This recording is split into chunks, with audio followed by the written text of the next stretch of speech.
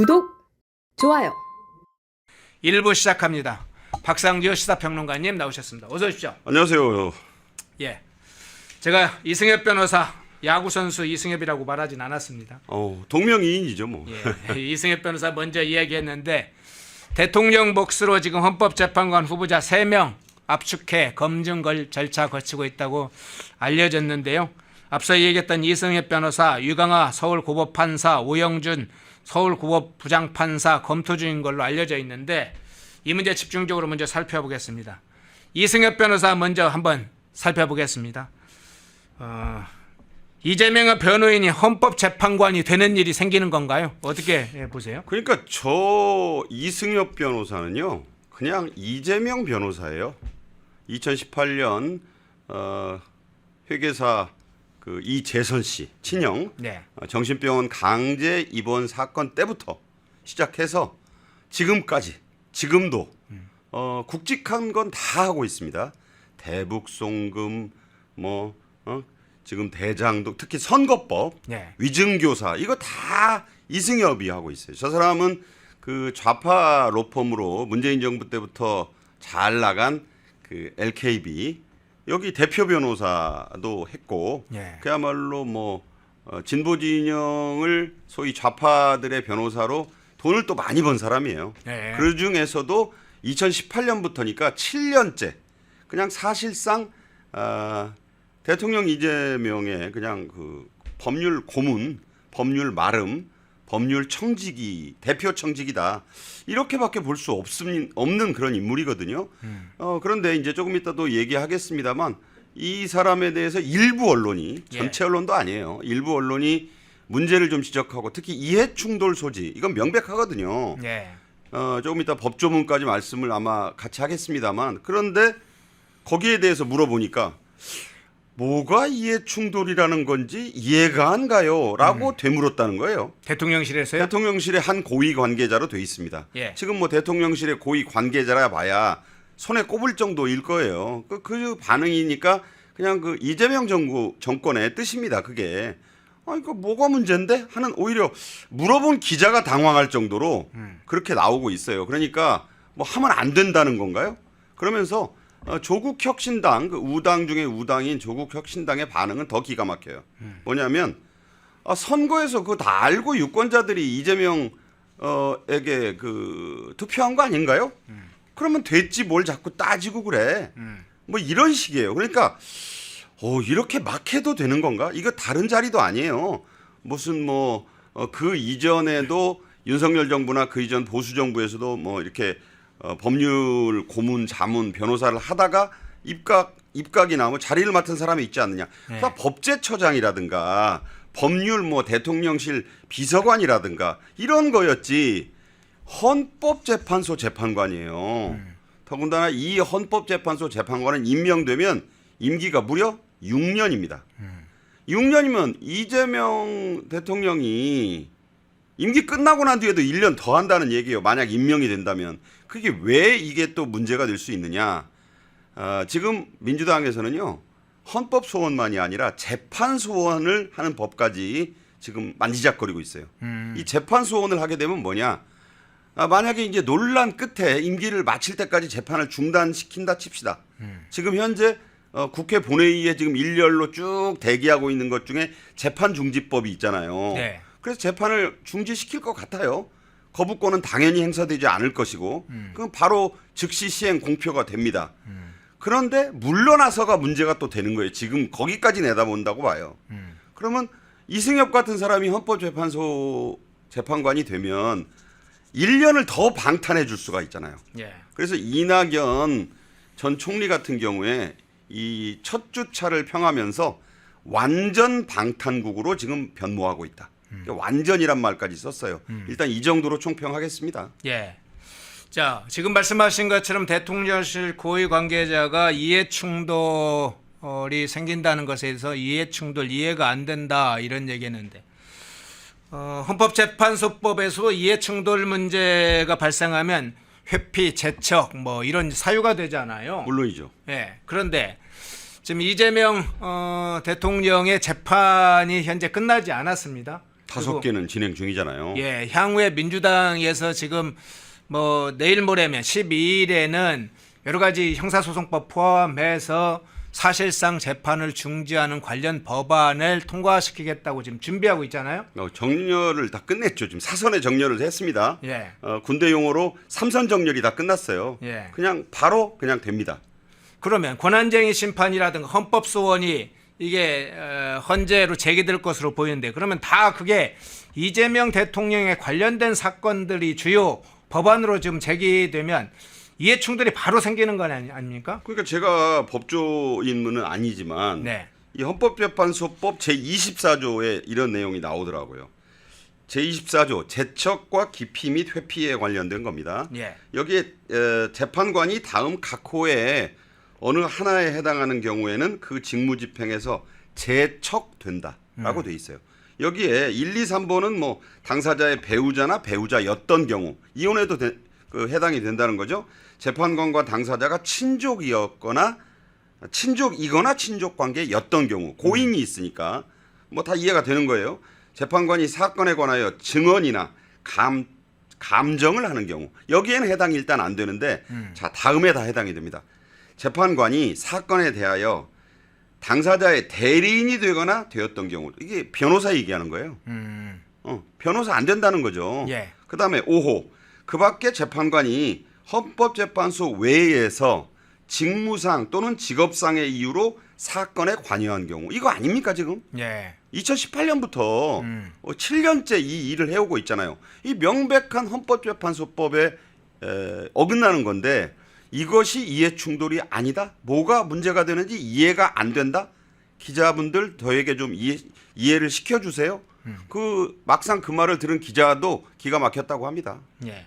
그러면 이승엽 변호사의 이런 문제에 관해서는 이제 조금씩 알려지고 있고 언론에서 상당히 분석 기사가 일부 언론에서 나오고 있습니다만은 지난 총선 때 왜 대장동 변호사라고 있잖아요. 예, 대장동 변호사들 뭐 제가 앞서서 박균택, 양부남, 김기표, 이건태, 김동화 이야기를 했습니다만 이 대장동 변호사들 총선에서 공천을 주고 국회의원 배지를 달게끔 해줬잖아요. 100% 달았죠. 예, 그런데 이 이승엽 변호사의 경우에는 이제 국가기관에 그것도 아주 독립된 험제에 지금 넣으려 한다. 이러면 정치적으로는 그 부분을 어떻게 해석을 해야 됩니까? 당연히 지금 대법원을 증원해서 14명에서 30명으로 늘리기로 이미 법안이 준비돼 있고 이것도 통과시킨다고 하잖아요. 예. 그러면 16명의 추가가 물론 시행 1년 뒤부터 4명씩 4년에 걸쳐서 16명을 늘린다고 하지만 분위기라는 게 잡히잖아요, 이제. 그러면 대법원장이 혹은 지금의 대법관들이 무력화되는 거잖아요. 그래서 조희대 대법원장이 이미 입장을 냈어요. 공론의 기회를 좀 갖자. 사실상 반대한 겁니다, 이게. 그리고 대법원에서도 입장이 나왔어요. 이런 부분은 충분한 사회적 합의를 거쳐야 된다. 의석이 많다고 법에 입법을 할 수 있다고 해서 이렇게 해서는 안 된다는 입장이 이미 나왔잖아요. 예. 자, 우리가 항상 법치를 얘기할 때 영어로 rule of the law라고 합니다. 법의 지배인 거예요. 그런데 지금 이재명 정부가 하고 있는 이것은 by the law. 그러니까 법에 의한 통치예요. 그러니까 법을 만들어서 통치를 하겠다는 이게 법치가 아니거든요. 법을 만든 뒤에 그 법으로 사법 체계를 무력화시키는 이거는 법치가 아닙니다. of the law예요. 링컨 대통령이 말한 그 국민에 의한 국민의 정부라고 했을 때의 그 법의 통치, 국민의 통치인 거예요. 국민이 아닌 법을 만들어서 일부 그 다수 정당이 법을 만들어서 하는 정치가 아니지 않습니까? 그런 점에서 볼 때 이것은 정치적으로 그러니까 의석만 많이 있으면 그냥 개헌 이외에는 다 할 수 있다. 그러니까 우리 마음대로 하겠다. 아까 그 조국혁신당 관계자의 표현이잖아요. 그게 국민들은 그걸 다 알고 이재명 후보가 5개 재판에 12개 혐의로 재판을 받는 뭐 그런 거 다 알고도 찍어서 대통령이 됐지 않느냐. 자, 그런데 여러분 잘 아셔야 될 게 과반수는 안 됐어요. 그리고 단순 합산이지만 김문수 후보와 이준석의 합산이 소수점 둘째 자리나마 많았어요. 그러니까 그게 설사 50을 찍었다고 하더라도 아주 아슬아슬한 과반수잖아요. 과반수도 아닌데다가 그 무소속이라든가 민주노동당 권영국 씨의 표까지 합쳐야 겨우 50이 되는 거예요. 그러니까 아니 그렇게 이겼는데 마치 한 60% 최소 뭐 박지원 씨가 얘기했던 55%를 득표한 양 이렇게 한다면 정치적으로도 이것은 너무 그 과도한 누가 봐도 국민들이 아니 우리가 그 이재명 후보를 안 택한 국민이 분명히 49% 이상이 있는데 왜 이걸 이렇게 마음대로 하는 것이지? 라고 생각하고 문제를 제기할 수 있잖아요. 그런데 지금 어떤 언론들도 제가 뭐 요새 기자 출신으로서 많은 자괴감을 느낍니다만 쓰지를 않아요.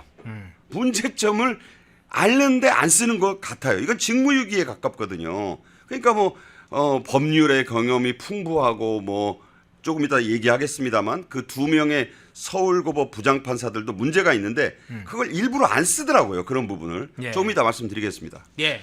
먼저 이승엽 변호사가 가장 지금 문제의 인물로 떠올라서 먼저 헌법재판관 후보자로 검증 절차를 거치고 있는 이승엽 변호사를 먼저 다뤄봤는데요. 자, 그러면 또 다른 2명의 인물 또 살펴보겠습니다. 오영준 판사도 지금 서울고법 오영준 판사도 지금 헌법재판관 후보자로 지금 검증 절차를 거치고 있는데 이 오영준 판사에 대해서는 어떻게 지금 판단하세요? 아마 이제 3명의 후보자를 말씀하신 대로 압축하고 예. 하다 보니까 눈치는 좀 보이는가 봐요. 그래서 그래도 정통 판사 하나는 넣자. 그래서 선택된 인물이 저는 이 오영준 서울고법 부장판사라고 봅니다. 대전고와 서울법대에 들어가서 그야말로 주로 법원행정처를 중심으로 주요 보직을 다 지냈고 쟁쟁한 실력파라는 것은 안팎의 인정을 받는 사람이에요. 그 점은 부정할 수 없다. 그런데 이 엘리트 판사들만 간다는 그 동아리 모임이 하나 있습니다. 네, 네. 민사판례 연구회. 예. 여기는요. 그야말로 저도 모 방송의 법조팀장으로 이 대법원을 출입했을 때 이 민사판례연구회 그때는 민법연구회라고 그랬어요. 이름이 바뀐 건데 대단한 사람들만 갑니다. 그야말로 뭐 사법시험 붙었다고 판사 됐다고 오는 데가 아니라 그 중에서도 뭐 0.3%니 0.1%니 할 정도 1% 3% 할 정도 그야말로 실력이 쟁쟁한 뭐 재학 중에 합격하고 판사가 된 아주 그 엘리트 오브 엘리트들만 모이는 그런 모임이 있어요. 거기 소속이에요. 거기는 아무나 안 받아줘요. 그 자격 요건이 돼야 받아줘요. 자, 그런 사람인데 이 사람이 우리법연구회 회원이기도 하더라고요. 민사판례 연구회 회원이면서 우리법 연구회도 그 회원이다. 그렇죠. 그러니까 우리법연구회는 그런 제가 민법연구회 그 회원인 제 동료도 있고 여러 명을 알기 때문에 거의 우파예요. 그러니까 우파가 될래서 우파가 된 게 아니라 그런 민사판례 연구회 소속은 보통 자기의 의지로 선택을 하고 거기 선택만 하면 가요. 네. 우리법연구회는 회원이 워낙 적기 때문에 문재인 정부 이후에 좀 늘어서 그렇지 그전에는 전체 3천여 명 전국 판사의 1% 정도밖에 안 되는 소수 모임이었기 때문에 근데 이제 문재인 정부 거치고 특히 이미 이재명 민주당에서 부쩍 세가 커지면서 뭐 문영배, 이미선, 아시는 정계선 뭐 다 들어왔지 않습니까? 네. 그런 모임인데 여기에 가입을 해 있어요. 저 이게 왜 심각한 문제라고 보냐면 좋게 말해서 정무적 감각이 뛰어난 사람인 거죠. 그러니까 여차직하면 이 사람 우리 편이야.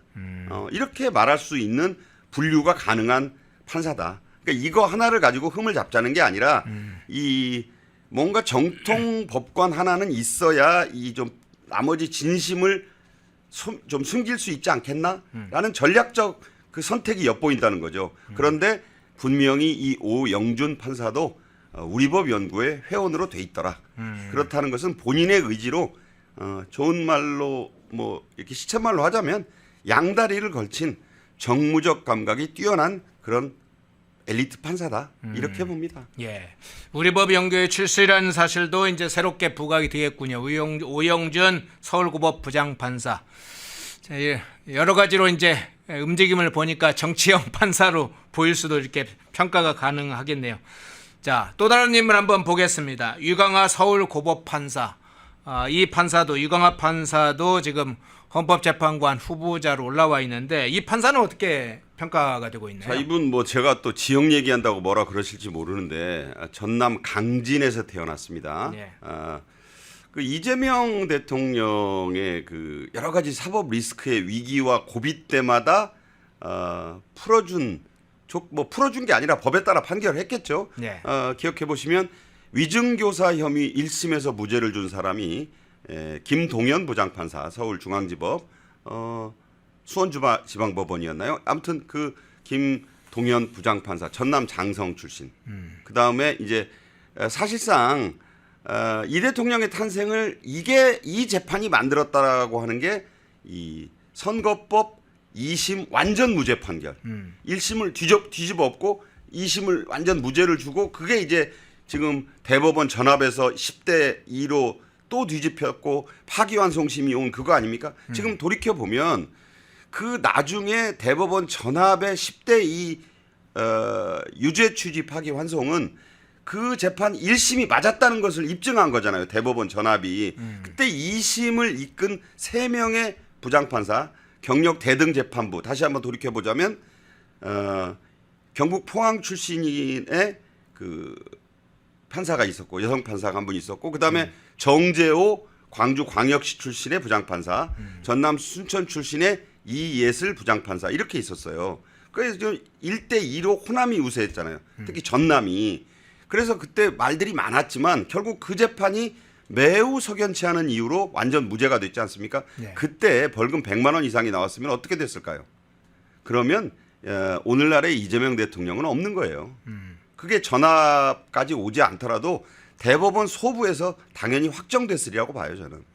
그러니까 이분은 아무튼 그런 논란 끝에 이 전라남도 출신 판사들이 고비고비 때마다 큰 역할을 했어요. 제가 또 이렇게 얘기하면 또 호남 얘기냐 하실 분들이 있는데 공교롭게도 그렇잖아요.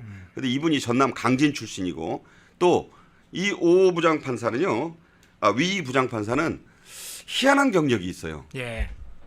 서울고법에서 일하다가 광주고법으로 내려가서 2년 근무하고 또 서울고법으로 올라와서 서울과 그 광주를 왔다 갔다 해요? 왔다 갔다 하면서 10년을 근무해서 지금까지. 예. 그래서 이분에 대한 평을 보니까 이 사람에 대한 평을 보면 서울과 광주 사정에 정통하고 그래서 균형 있는 판결을 내릴 것이라는데 그 적임자다 이런 표현이 나오더라고요. 그 평에 지금 여권의 평에.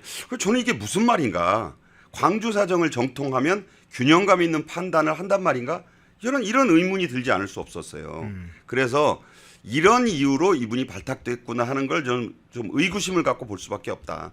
그런 특이한 경력을 갖고 있다 이런 말씀을 드립니다. 그래서 아무튼 이렇게 돼서 이제 특히 이분이 이 위광하 부장판사는 2020년부터 22년까지 딱 2년간 근무를 했어요. 그때가 이제 문재인 정부 말기 아니었습니까? 예. 그래서 제가 볼 때는 우리 편으로 분류된 사람이다. 지금의 여권에서 볼 때 저는 그렇게 봅니다. 예. 전체적으로 그러면 이번에 3명의 지금 헌법재판관 후보자 검증하고 있는 3명의 후보자 이승엽 변호사, 오영준 부장판사, 유광하 판사 총평을 하신다면 어떻게 총평을 하시겠어요? 그냥 뭐 이제 법조항이 어떻게 나와 있건 선거로 다 심판 받았다라고 아까 얘기하는 그런 인식이 있는 것 같아요. 네. 그러니까 재판을 중지해도 그리고 현직 대통령의 가장 문제가 되고 있는 지금 위증교사의 행위 부분을 삭제해도 그건 다 우리가 국민으로부터 지난 대선에서 위임을 받은 것이다. 그렇게 해도 된다. 그리고 우리가 의석을 절대 다수 의석, 우당, 좌파 우당까지 합치면 190석이 넘는 의석으로 우리가 그냥 하겠다. 그리고 대통령은 당연히 본인과 관련된 그런 것들이 법안들이 수두룩함에도 불구하고 당연히 거부권 행사를 안 하면 그냥 이게 탁구 치듯이 와가지고 바로 이게 여기서 법이 다 되는 거예요. 그러면 이제 뇌관들이 제거되겠죠. 그런데 과연 국민들의 눈은 두렵지 않고 그 지금 법조계에서도 이렇게까지 하면 이게 외신을 타고 전 세계에서 대한민국에서는 대통령이 사법 권력을 이렇게 그냥 마음대로 이렇게 하는구나라는 인상을 주지 않겠는가. 저는 그렇게 보거든요. 예. 그런 그 눈을 좀 의식하면서 이 아무리 절대 권력에 가까운 그 권력을 선거를 통해 위임받았다 하더라도 그 정도를 좀 가려가면서 그 지금 여권에서 많이 나오는 말이 조율한다는 건데 그 속도 조절, 조율을 좀 했으면 좋겠다. 그러니까 이렇게 했을 때 그냥 뭐 다 해도 좋은 것인가? 내년 지방선거나 그 이후에 총선 뭐 우리가 다 이길 수 있다는 자신감이 지금 그 아주 그냥 팽배해 있는 것 아닌가? 엄연히 이재명 대통령에게 표를 던지지 않은 국민이 절반이 있다. 절반 가까이 있다는 점을 좀 의식을 하시면서 뭘 해도 했으면 좋겠다. 이런 생각을 갖습니다. 예. 헌법재판관 후보자 지금 검증 절차 3명의 인물들 먼저 살펴봤고요. 오늘은 집중적으로 이재명 정부의 인사 논란, 인사 난매 어떤 문제가 있는지 지금 언론에서는 밝히지 않는, 언론에서는 외면하고 있는 그 부분을 좀 따져보겠습니다. 지금 이재명 정부가 실용에 가까운 인물들, 상당히 유능하고 적재적소의 사람을 배치하고 있고 실용적 성격의 인사를 하고 있다, 이렇게 지금 외부에 알리니까 언론도 거기에 그것에 맞춰서 받아쓰고 있어요. 상당히 실용적인 인물이라고 보도하는 경우가 많습니다. 그러나 실제 그렇습니까? 인사 문제는 아주 정치적 의도가 분명하고 국정에 관한 방향의 의도가 분명뿐만 아니라 다른 정치적인 어떤 인사 편제가 상당히 있게 마련이죠. 자, 그러면 그것이 집중되는 곳이 어디냐? 대통령실과 내각이죠. 대통령실을 중심으로 한번 좀 살펴볼 텐데, 먼저 내각에 먼저 임명된 후보자로 지금 지명된 김민석 의원 국무총리 후보자로 지명됐죠. 그리고 대통령실에는 주요한 인사들이 지금 비서실장, 수석급으로 올라와 있습니다. 그 인물들은 아무 문제가 없나요? 한번 그 문제 살펴보겠습니다. 우선 국무총리 후보자 김민석 의원, 그간에 많이 알려졌던 인물이죠. 김민석 의원 하면 뭐 민주당의 수석 최고위원도 하고 사실상 이재명 대표 시절에 대리인 역할을 박찬대 원내대표와 함께 투톱으로 해왔죠. 상당히 공격형으로 최근에 의정활동을 해오고 당활동을 해왔던 인물인데 이 김민석 의원이 국무총리 후보자가 됐어요. 일단 이 김민석 의원 어떻게 평가를 하세요? 저하고는 뭐 같은 대학교에 과는 다르고 같이 다녔습니다, 학교를. 예. 그래서 뭐 총학생회장 때 저도 생각이 나는데 그때부터 이 운동권에 의장님이란 말이 생겼어요. 의장님, 그렇죠. 네. 전대협 의장님, 기억나시죠? 총학생회장님. 그 전에는 그냥 학생과 유권자인 학생과 총학생회장은 대등한 관계였는데 네. 어느 순간부터 호위대가 생기고 뭐 같은 학생인데 의장님 수호대가 생기고 그 첫 수혜자가 김민석 씨예요. 네. 저는 그게 지금도 기억이 나고, 그 다음에 그 우리나라에 뭐 많은 철새들이 있었는데, 정치적 철새들이 분명히 노무현 전 대통령 때 그 정몽준 후보를 밀겠다면서 당을 떠나서 김민세, 김민버드 뭐 이런 그 말을 유행시킨 장본인이기도 하고, 뭐 그런저런 이유로 해서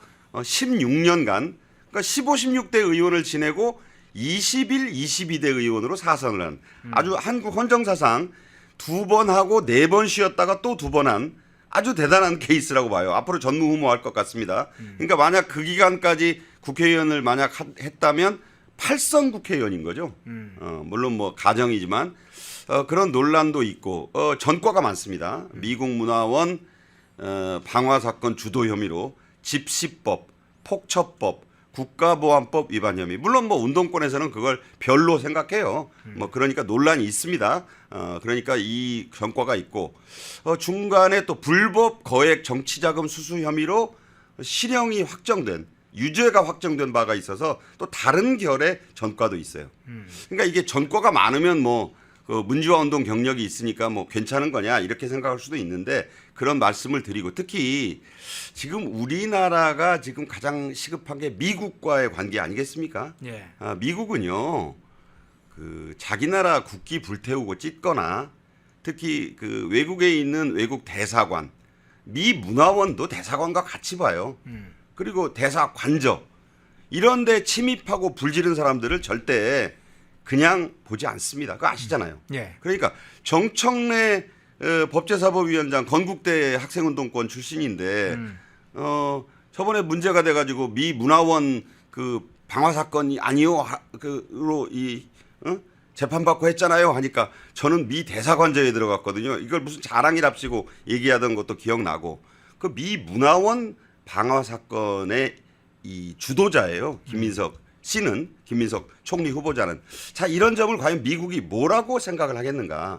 그래서 그런 문제가 지금 저 분명히 있다라고 보고 또 하나는 이 새 정부가 추구하려는 국정 지표가 결국 내란 세력 척결 내란 세력.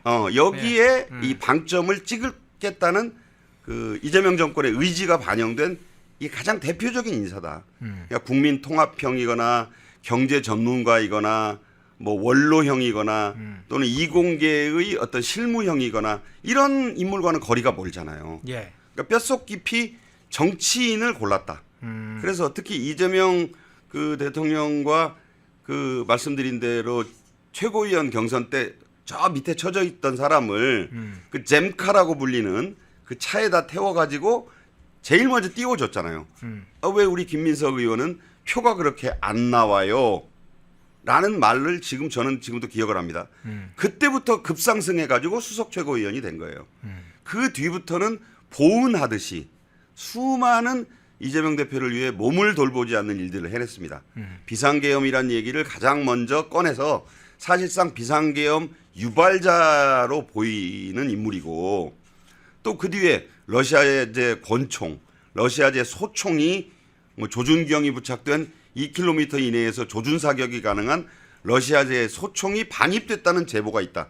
그래서 방탄복을 입게 한 인물이고 그야말로 이재명 대통령 입장에서 보면 이렇게 고마운 동갑나기 친구가 없는 거예요. 그래서 두 가지 키워드, 코드를 보고 골랐다. 충직함과 성실함. 그게 사실 대리인인 거죠.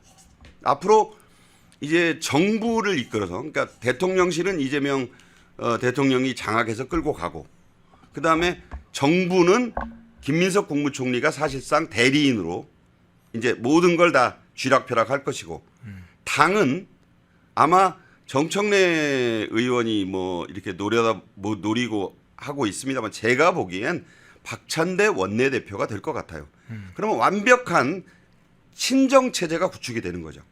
그 정점 중에 하나가 먼저 발표된 저 대표 선출은 뭐 경선 붙어봐야 아는 거니까 예. 저는 그런 의미가 있어서 상당히 통합이나 국민 통합이라든가 뭐 그 얘기를 엄청나게 많이 했는데 또는 뭐 AI라든가 그 경제 통상이라든가 이 문제가 관심이 아니구나 이걸 읽을 수 있는 인사다. 저는 그렇게 판단합니다. 예.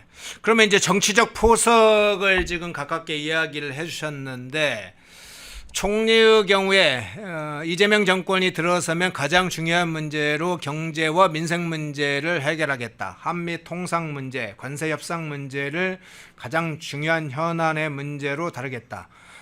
국민들의 먹고 사는 문제를 가장 먼저 해결하겠다고 했는데 김민석이었네요. 그렇죠. 사실은 이제 지난 정부 때 한덕수 총리 같은 인물을 국무총리로 발탁을 했는데 그것과 전혀 다른 양상으로 좀 대비가 되기도 하네요. 미국 조야에서 네. 어떻게 보겠습니까?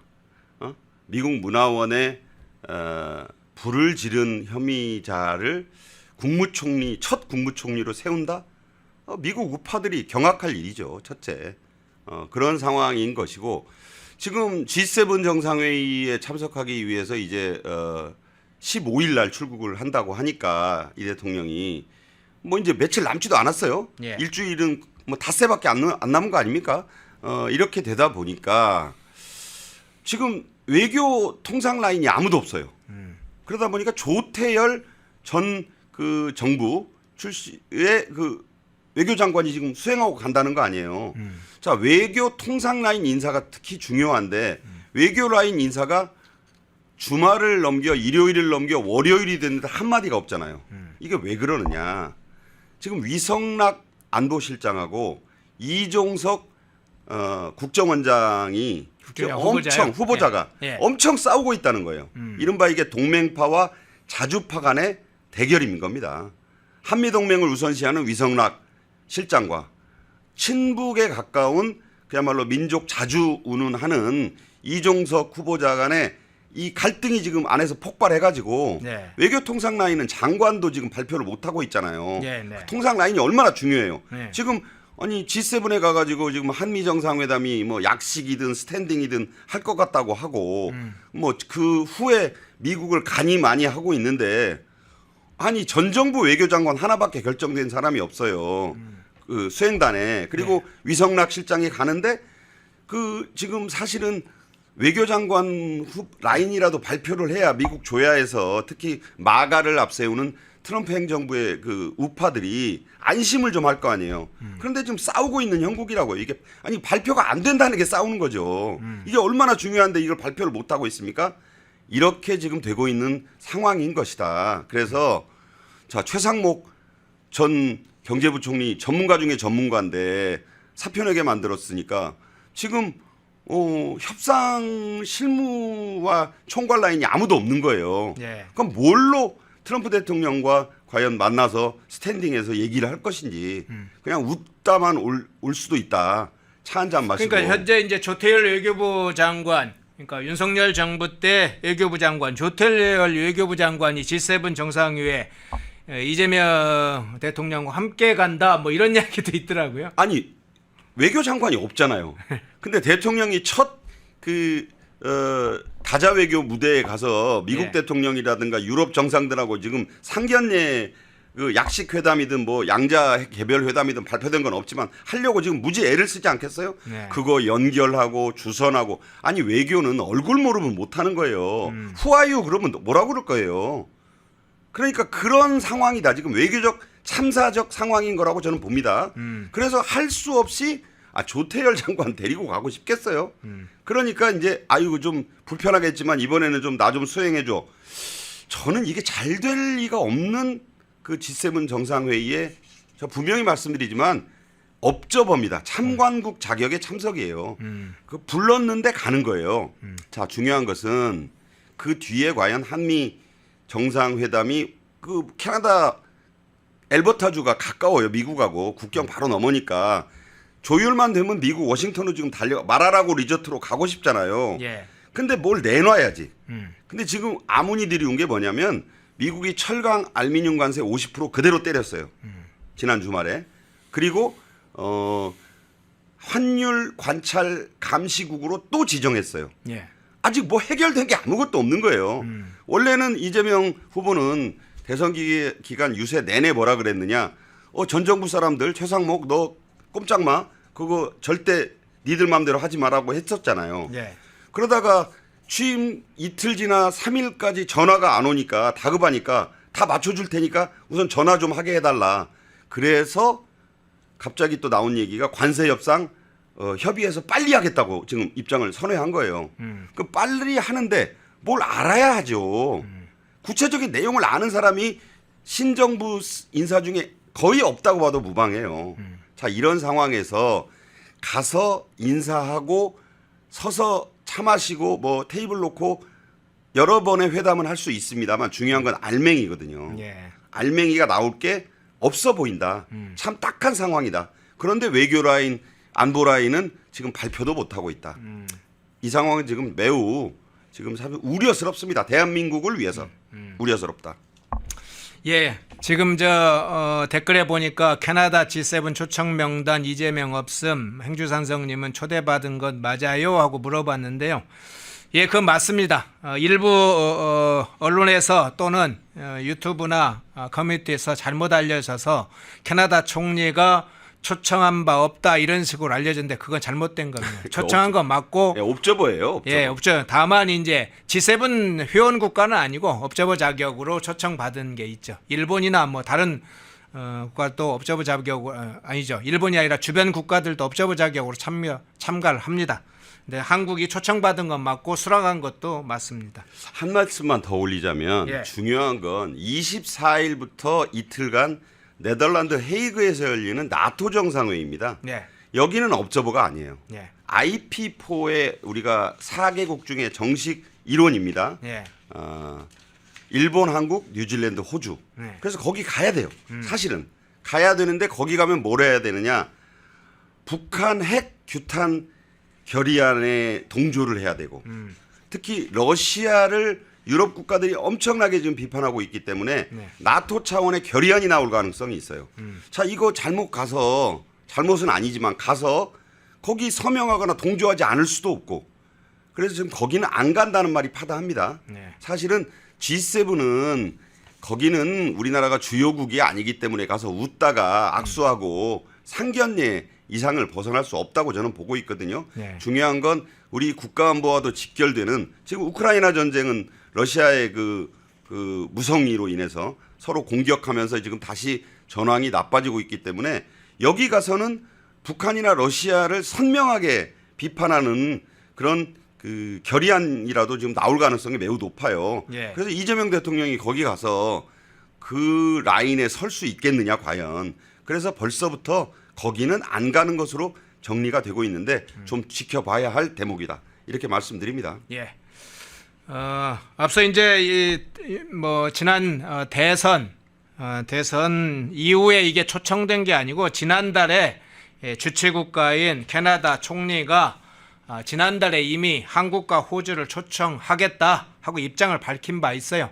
그러니까 이재명 정부가 들어섰기 때문에 초청한 게 아니라 이미 한국과 호주는 초청 대상으로 지난달 대선 이미 훨씬 전에 초청 의사를 밝힌 바 있습니다. 자, 이야기를 하다 보니까 좀 다른 쪽으로 이야기가 나갔는데요. 아까 이야기 중에 이재명 정부의 첫 인사로 3명이 발표가 된 적이 있습니다. 국무총리 김민석 후보자 그리고 강훈식 대통령 비서실장 여기는 이제 임명이죠. 사실상 뭐 따로 청문회 절차라든가 국회 절차가 필요 없으니까요. 그리고 국정원장 후보자로 이종석 후보자였는데 아까 이종석 후보자 이야기가 나왔으니까 이종석 후보자 문제 잠깐 이야기를 먼저 좀 나누죠. 강훈식 비서실장 문제도 중요하게 나눌 게 있는데 이종석 후보자 먼저 이야기가 좀 나와서요. 이종석 하면 떠오르는 게 있죠. 과거에 김일성과 북한 정권 항일 빨치산 운동을 근거로 해서 상당히 북한을 건설했던 정당성과 정통성이 있다 이런 연구 결과를 본인이 발표를 한 적이 있죠. 그리고 미국을 분단의 원흉이라고 주장하면서 외세를 배격한 자주 노선을 가야 된다 이렇게 주장을 해서 거의 북한 조선노동당의 입장과 동일한 북한의 3대 세습을 사실상 정당화하고 김일성 항일 빨치산이 실제로 있었던 것처럼 뭐 보천부 전투, 조국 광복회 뭐 실제로 있었던 것처럼 그래서 굉장한 위협이었다. 항일 무장투쟁의 위대한 지도자였다. 이렇게 본인의 연구 발표를 과거에서부터 해와서 일관되게 그런 노선을 가졌던 인물입니다. 이종석의 이런 참 먼저 이제 사상적 어떤 역사적인 또 학문적인 영역까지 좀 그 문제도 한번 살펴봐야 될 것 같은데요. 어떻게 보세요? 89년에 성대 석사학위 논문 제목이 예. 북한 지도 집단의 항일 무장 투쟁의 역사적 경험에 대한 연구라는 제목이었습니다. 놀라운 내용이 많아요. 김일성은 군사 지도자로서의 탁월성을 보여줬다. 동만주 일대를 배경으로 항일 무장 투쟁을 전개한 공산주의자들 중 최고 지도자였다. 이종석 씨가 직접 쓴 얘기입니다. 예. 김일성은 항일 빨치산 운동이라는 역사적 경험을 통해 정당성과 정통성을 얻어 북한 사회를 건설할 수 있었다. 자, 보천보 전투 이거 논란이 지금도 역사적으로 많은 건데 예. 그 보천보 일대에 그 일제 파출소 몇 곳 습격한 거예요. 과소평가를 너무 해도 안 되겠지만 이게 무슨 항일 무장투쟁사의 탁월한 전투 전혀 아닙니다. 몇 명 가가지고 졸고 있는 일본 수사들 몇 명 소총으로 죽이고 그 무기 좀 빼앗아 온 사건이에요. 정확히 평가를 해야 됩니다. 이것을 역사적 의의가 결코 과소평가될 수 없고 김일성이 주도한 조국 광복회는 진정한 의미의 우리나라 최초의 반일 민족 통일 전선체 이다라고 했고 해방 후 북한에서 이루어진 공산화 숙청을 이렇게 묘사했습니다. 사회 개혁이고 민주 개혁이다. 좀 지금 읽어도 놀라운 내용이에요. 이게 이종석 씨의 대학원 석사 논문입니다. 그때 생각이 바뀌었을까요? 안 바뀌었다고 봐요. 그래서 아까 말씀드린 위성락 그 한미 동맹을 지키는 게 우리의 살 길이라고 한 분하고 노무현 정부 때 대판 싸운 사람이에요. 예. 그 NSC 사무처장을 이종석 씨가 할 때 네. 위성락 실장하고 엄청 그때 싸웠던. 이성락 실장은 북미 아마 국장이었었죠. 그렇죠. 예. 외교부 북미국장 뭐 네. 등을 겸한 아주 그 엘리트 외교관이었는데 노무현 대통령 앞에서 대판 싸우고 그랬었던 사람이에요. 지금 그 두 사람이 또 이재명 정부에서 만난 거예요. 국가안보실장과 국정원장 후보자로 만났네요. 그러니까 예. 이게 뭐 둘이 또 으르렁 했을 것이고 네. 그 아마 이게 제대로 됐을 리가 없다고 보고 그러한 인사를 왜 했을까? 이건 좀 이해가 안 되는 대목이기도 한데 네. 그 저는 그렇게 봅니다. 이른바 균형 외교란 그 미명하에 안비 경중을 하려니 안보는 미국과 경제는 그 중국과 혹은 러시아와 혹은 북한과 이런 관계를 줄타기를 하려니 이런 아슬아슬한 이 대립 관계를 또 불러들인 거예요.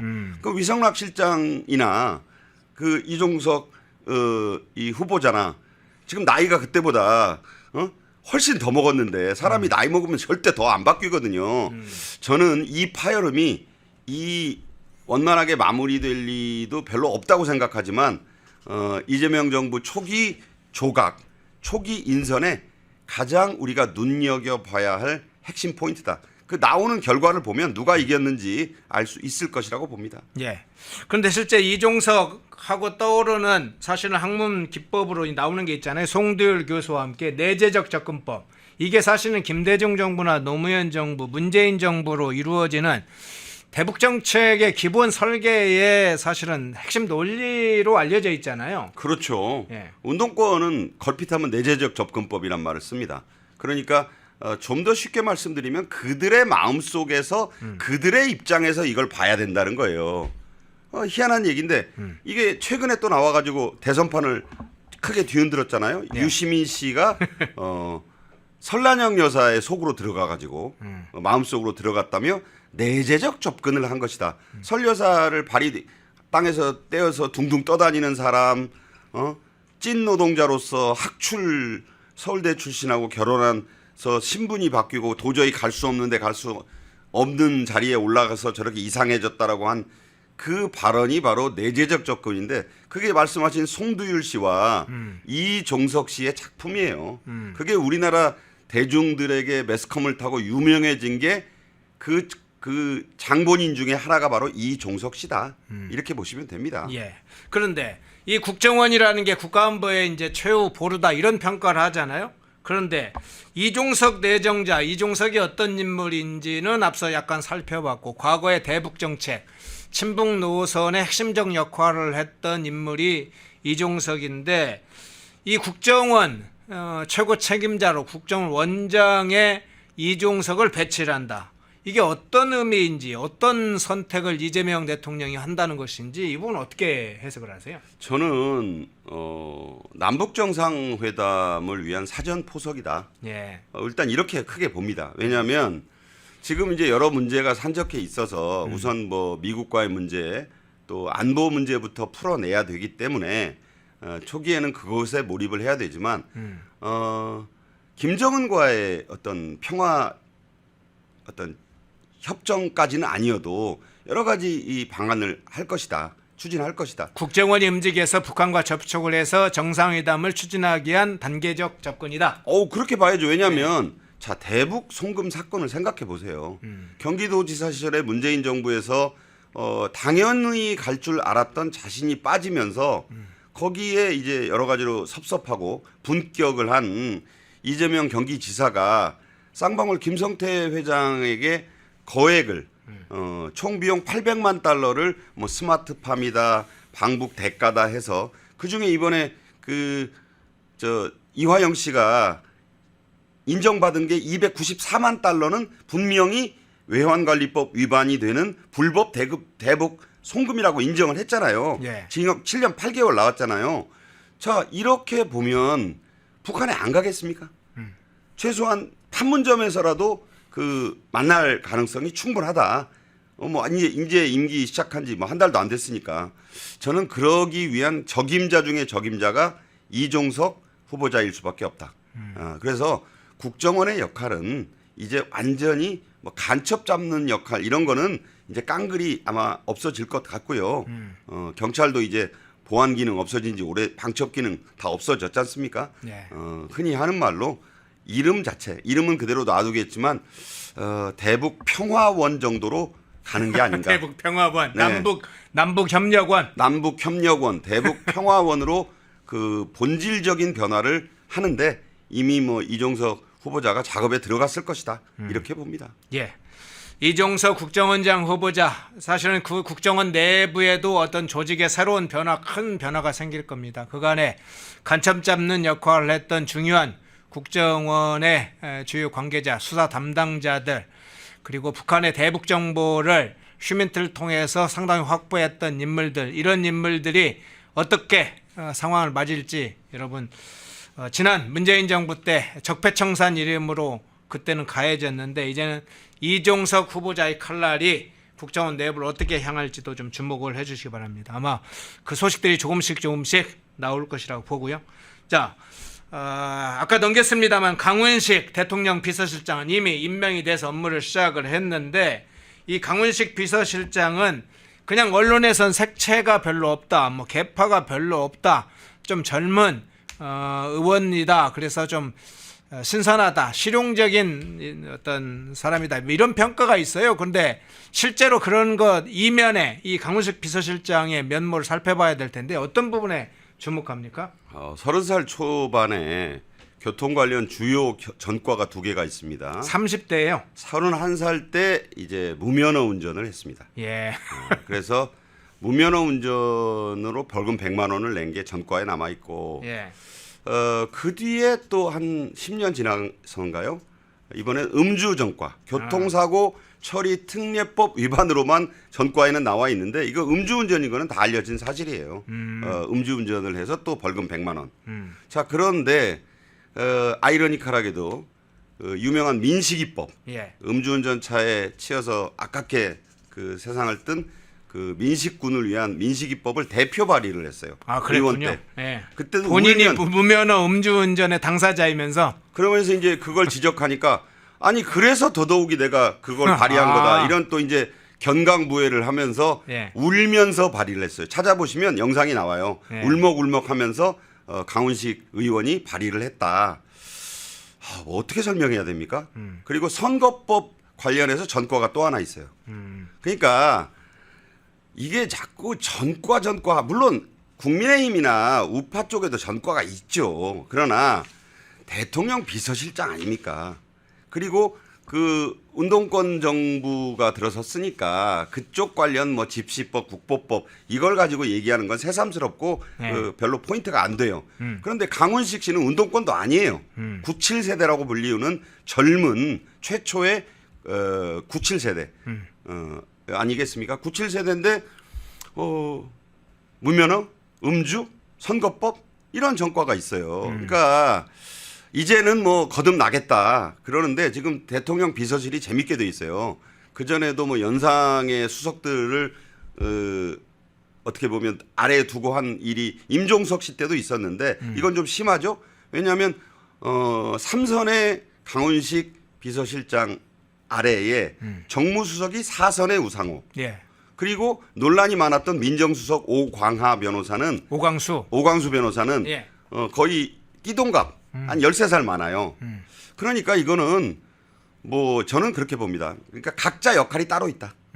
그러니까 정무수석은 정무수석의 일을 하는 것이고 민정수석은 민정수석의 일을 하는 거고 수직적 관계가 아닐 것이다. 그러니까 정책 기획, 조율 이런 거는 이제 강훈식 실장이 하고 뭐 정무에 관한 모든 것은 일단은 우상호 정무수석에 맡기고 검찰 개혁 논란이 많았는데 그 사법연수원 동기라잖아요. 예. 그래서 신임이 아주 두터운 것 같습니다. 다른 모든 그 민주당 의원들의 일종의 항의를 이 대통령이 한 방에 눌렀어요. 내가 다 뜻이 있다. 내가 이 사람 잘 안다. 나를 믿고 따라라. 그러니까 워낙 지금 모든 권력을 쥔 짜르급, 뭐 총통급, 황제급 대통령이 명령을 하니까 다 죽었어요. 그래서 오광수 변호사가 이제 민정수석이 됐는데 이 나이가 완전히 그렇게 차이가 나요. 그래서 선수도 저는 사선 의원 출신이 정무수석한 거 물론 전 정부에 그분도 선수가 많았긴 합니다만 대단히 이례적이다. 그런 점을 말씀을 드립니다. 예. 자, 강훈식 비서실장 살펴봤고요. 자, 어제 또 대통령 수석 인사 발표가 있었죠. 대통령실에. 자, 주목되는 인물이 몇 사람이 있습니다. 그중에 이제 3명이 어제 수석 인사 발표가 있었는데 우선 우상호 정무수석 임명이 됐어요. 지금 말씀하신 것처럼 사선 중진의 의원이 정무수석으로 발탁되는 사례, 특별한 사례이긴 하는데 이 과거에 우상호 의원 하면 딱 운동권의 대표적인 인물 중에 다양한 이력을 갖춘 그런 인사죠. 그런데 이 우상호 의원의 어떤 과거 이력뿐만 아니라 포석 이 부분은 어떻게 해석을 해야 될까요? 일단 뭐 야당과도 얘기가 될 만한 인사다. 가장 중요한 것이라고 봐요. 쓴소리도 좀 했고 뭐 정도 차이는 있습니다만 방송 같은 데서 이재명 후보에 대해서 견제하는 쓴소리를 좀 비교적 많이 해서 국민의힘의 그 사선을 그냥 한 게 아니라 여러 가지 그 소통 창구로서 역할을 기대하고 비주류이긴 하지만 사선 출신으로 중용을 했다. 그래서 당분간의 국민의힘 설득, 국민의힘과의 소통을 도맡아 달라 이런 그 뜻이 실려 있다고 보는데 자 우상호 의원 전력이 좀 화려합니다. 김민석 총리 내정자와 같은 장소에 한번 있었죠. 그 유명한 벌써 웃으시는데 25년 전 5.18 전야제 날 바로 전날 광주 전남도청 앞에 NHK 단란주점이라고 있었어요. 새천년 NHK요. 새천년이 또 붙어 있었죠. 예. 그때 임수경이 중간에 거기에 나타났는데 임수경이 뒤늦게 연락을 받고 문을 열고 들어가 보니까 김민석과 송영길과 우상호가 그 안에서 접대부들과 술을 먹고 있더라. 누구는 껴안고 춤을 추고 있었고 누구는 양쪽에 앉히고 있었다. 다 인터넷 찾아보시면 나오니까 근데 김민석도 있고 송영길도 있고 우상호도 있었던 거예요. 예. 자 우상호 씨는요. 임수경 씨가 선배들의 모습에 너무 실망했다라고 하면서 그 자리를 뛰쳐나와요. 뛰쳐나오니까 쫓아나와서 욕설을 매우 심하게 한 것으로 기록돼 있습니다. 거의 뭐 여러분이 상상하시는 그런 욕이에요. 손찌검만 안 했다 뿐이지 뭐 쌍욕을 그때 한 걸로 나옵니다. 다 뭐 25년 전 일인데 지금 와서 왜 그런 얘기를 해.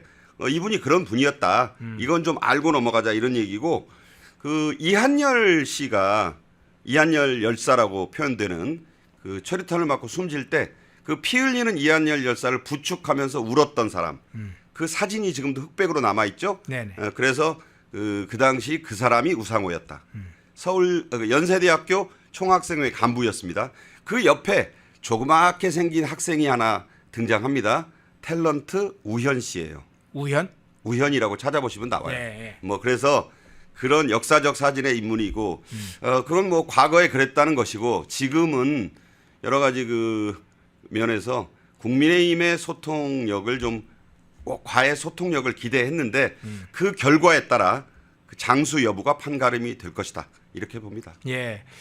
포비님이 박노에도 있었음 이렇게 이야기를 해주셨네요. 예, 그때 새천년 NHK 유흥 지점에 여러 명이 있었다고 하죠. 지금 말씀하신 우상호, 김민석, 송영길 세 분 이야기를 해주셨는데 그 중에 2명은 지금 국무총리 후보자, 1명은 정무수석이 됐네요. 그 이외에도 당시에 당선자, 총선 때 당선했던 김태홍, 정범구가 있었고 이상수, 중랑갑 의원, 그리고 시인 박노해 씨도 있었다고 하죠. 그러니까 우리나라에서 운동권들의 민낯이 최초로 드러난 역사적 사건이고요.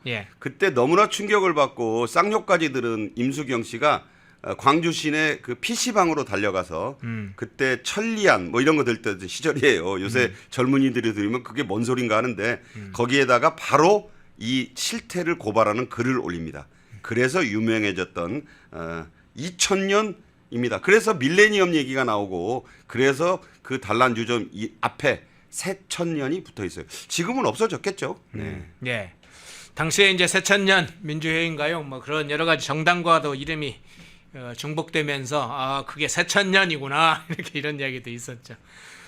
자 우상호 정무수석 이야기 먼저 다뤄봤고요. 자 민정수석 문제도 한번 잠깐 다뤄보겠습니다. 오광수 변호사 이게 가장 좌파들 중에는 범여권 내에는 논란이 됐던 인물입니다. 다른 인물에 대해서는 범여권에서 크게 이제 뭐 이야기가 나오지 않았는데 오광수 변호사가 민정수석으로 임명되는 것에 대해서는 검증 절차 당시부터 알려지면서 상당히 논란이 됐는데 민주당 내에서 추미애 의원 뭐 여러 의원들이 이야기를 했고 조국혁신당도 반대 입장을 몇 의원들이 밝혔고 참여연대 등 흔히 말하는 친여권 시민단체 좌파 시민단체에서도 반대 입장을 밝혔고 일부 강성 지지층 개딸들도 비판을 했는데 결국 오광수 민정수석 이재명 대통령이 임명을 했어요.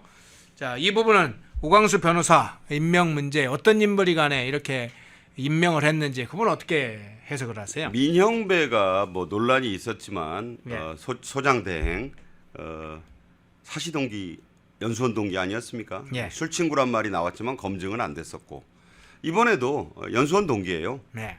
그리고 전라북도 남원 출신의 전주고등학교를 나왔습니다. 이 점에 저는 방점을 찍힌다고 봐요. 그러니까 특수통 검사라는 이유로 조국 혁신당과 민주당 일각에서 거세게 반대를 했는데 대통령은 그것보다도 첫 번째 자신이 믿고 의지할 만한 연수원 동기다. 이게 가장 컸다고 보고요. 두 번째는 전라북도 배려 인사일 수도 있습니다. 전북 남원의 친양이로 유명한 또 전주고등학교 나왔고 그래서 성대법대를 졸업을 해서 이제 사시 합격해서 검사가 되고 특수검사를 해서 이제 특수통검사 소리를 듣고 중수 이과장 특수 2부장 하고 그래서 윤석열 전 대통령과 겹치는데 아니 그거는 당시에 잘 나가는 검사는 특수검사 하는 거고요. 특수검사 하다 보면 윤석열 전 대통령이라는 그 당시 검찰의 대부와 연결이 되는 거죠. 그러니까 그걸 가지고 안 된다고 하면 이재명 대통령이 좀 짜증을 냈던 것 같아요. 그리고 뭐 이런 표현 있죠. 독은 독으로 다스려야 된다. 그러니까 이런 말을 했잖아요. 내가 이 알아볼 만큼 알아보고 검증한 사람이니까 shut up. 입들 닥쳐. 내가 다 뜻이 있어. 그러니까 이제 다들 꼬리를 내린 거예요. 아니 대통령이 저렇게까지 나오면 다 뜻이 있으시겠지. 그러면서 그냥 잦아들었습니다. 지금 민주당에서 대통령실 정부 인사는요. 앞으로도 이렇게 이루어질 가능성이 있어요. 아무리 백가쟁명 참새들이 떠들어봐야 한마디가 위에서 굉음이 울려 나오면 조용해질 겁니다. 그런 차원으로 보고 아마 이 특수검사 출신이라 오히려 검찰의 힘을 더 잘 빼지 않을까. 그러니까 쉽게 말하자면 공략 포인트를 잘 알겠죠. 그 오광수 변호사가 이제 칼자루 거꾸로 잡고 여기가 약점이고 여기를 건드리면 얘들이 꼼짝 못하고 이런 조언을 잘 하리라고 기대한 것 같습니다. 그러니까 그걸 모르는 사람들이 특수 붙으니까 경기 일으키고 특히 박은정 조국혁신당 의원 그 윤석열 검찰의 최대 피해자라고 본인이 생각해서 특히 이 경로의 분위기를 이끌었는데 그야말로 이재명 대통령 한마디의 호통에 그냥 꼬리를 내린 셈이다. 이렇게 보시면 될 것 같아요. 예. 자 중요한 인사들 몇 다뤘는데 좀 시간이 한정돼서 마지막 주제에 그냥 넘어가 볼게요. 네. G7 정상회의 문제인데 결국 이 부분도 아주 우리 지금 중요한 현안 중에 아주 집중해야 될 관심 가져야 할 대목인 것 같습니다. 15일에서 17일 사이 캐나다 엘버타주에서 열릴 예정이죠. G7 정상회의에 관련해서는 앞서서 조금 이야기가 설명이 됐는데 좀 추가해서 한번 살펴보겠습니다.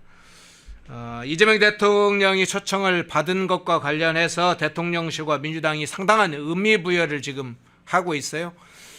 제가 이제 JTBC와 MBC 여러 매체들을 잠깐 어떤 내용으로 보도하는가 봤더니 상당히 들뜬 듯한 보도를 합니다. 국제 정상 외교 첫 무대라는 걸 상당히 부각시키면서 상당히 들떴다 이런 것을 느낌을 갖게 하는데, 반면에 민주당은 이런 이야기했어요. 내란 정권이 추락시킨 국가 위상을 회복하는 것이라 이렇게 의미를 부여했는데, 이번 G7 7국 정상회의에 참여하는 것 어떤 의미로 일단 해석을 하세요? 그냥 단순하게 생각하시면 돼요. 6월 4일 날 예. 조기 대선이 확정됐고 이 회의는 원래부터 6월 15일부터 16일까지 열리게 돼 있었다. 예. 그러니까 딱 11일 만에 참석을 결정해야 되는 건데 아까 말씀드린 대로 24일, 25일, 26일에 나토 정상회의는 깨름직한 회의예요. 예. 가서 얻을 게 별로 없어요. 근데 여기는 그냥 단기간이긴 한데 이게 약간 그 지금 업저버로 가가지고 여러 정상들한테 상견례하는 자리거든요. 인사 웃는 낯에 누가 뭐라고 그러겠습니까? 대한민국 대통령이 새로 선출됐으니까 여러 가지 관계에 있는 정상들이 만나면 웃으면서 뭐 축하한다 그러겠죠. 그런 자리인 거예요. 그런 자리인 것이고, 공교롭게도 가장 빨리 가게 된 것은 뭐 정한 게 아니고 개척한 것도 아니고 조성한 것도 아닙니다. 그냥 정해져 있는데 캐나다의 새로 선출된 총리가 옵저버 자격인데 당연히 부른 거예요. 지난달에 불렀다고 그러죠. 선거 훨씬 전에. 그러니까요. 네. 그러니까 이거는 대한민국에 와 있던 초청장인 거예요. 아, 그렇죠. 이재명 대통령을 개인을 초청한 게 아니라 대한민국을 초청한 거다. 그렇죠. 대한민국의 수반에게 보낸 거예요. 네. 그걸 한덕수 전 대행이 받아갖고 있었고, 최상목 전 경제부총리 그 당시에 대대행도 갖고 있었던 거죠. 네. 이주호 대대대행도 알고 있었던 거예요. 예. 자, 근데 갈 만한 처지가 아니잖아요. 가게 놔뒀겠어요? 딱 기다려. 우리가 가서 알아서 할 테니까. 이렇게 된 거예요, 지금. 그래서 이거는 들뜰 필요도 없고 냉정하게 가서 상견례 잘 하고 오면 됩니다. 다만 중요한 것은 과연 그 자리에서 트럼프 대통령을 처음 상면하게 되는데 뭐 대단한 그 개별 양자회담이 있을 것처럼 얘기하는데 그런 건 없을 거예요. 예. 그냥 원래 G7들끼리 한 회의에 레시버 꺾고 저 뒤에서 듣는 거예요. 공식 회의는 그렇게 이루어져요. 그런데 막간 세션 사이에 시간이 있겠죠. 예. 그거를 이제 쪼개가지고 막 이제 지금 조태열 외교장관이 만약에 간다고 하면 뭐 맞듣거나 맞듣지 않거나 지금 열심히 뭔가 해보려고 할 거예요. 미국 대통령 3분, 5분 얻어내기는 게 엄청 어려운 거거든요. 슈퍼볼 광고 잡기보다 힘들어요. 그러니까 이게 외교력에 의해서 내가 한국 새 대통령하고 5분 만나주겠다 이러면 대단한 건데 그 발표가 지금 안 되고 있잖아요. 그 발표가 돼야 돼요. 그 조율이 지금 계속 되는 거예요. 그러다가 무슨 일이 벌어질 수 있느냐?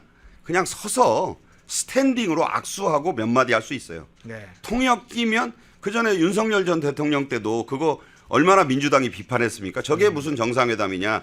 서서 그냥 말 몇 마디 한 거지. 네. 그럴 수 있다는 거예요, 이번에도. 그러니까 냉정하게 우리 국익을 잘 따져서 과연 이게 근데 체제도 안 갖추어졌고 트럼프 대통령은 머스크 내칠 때도 여러분 지금 잘 보시면 알지만 굉장히 냉정한 비즈니스맨입니다.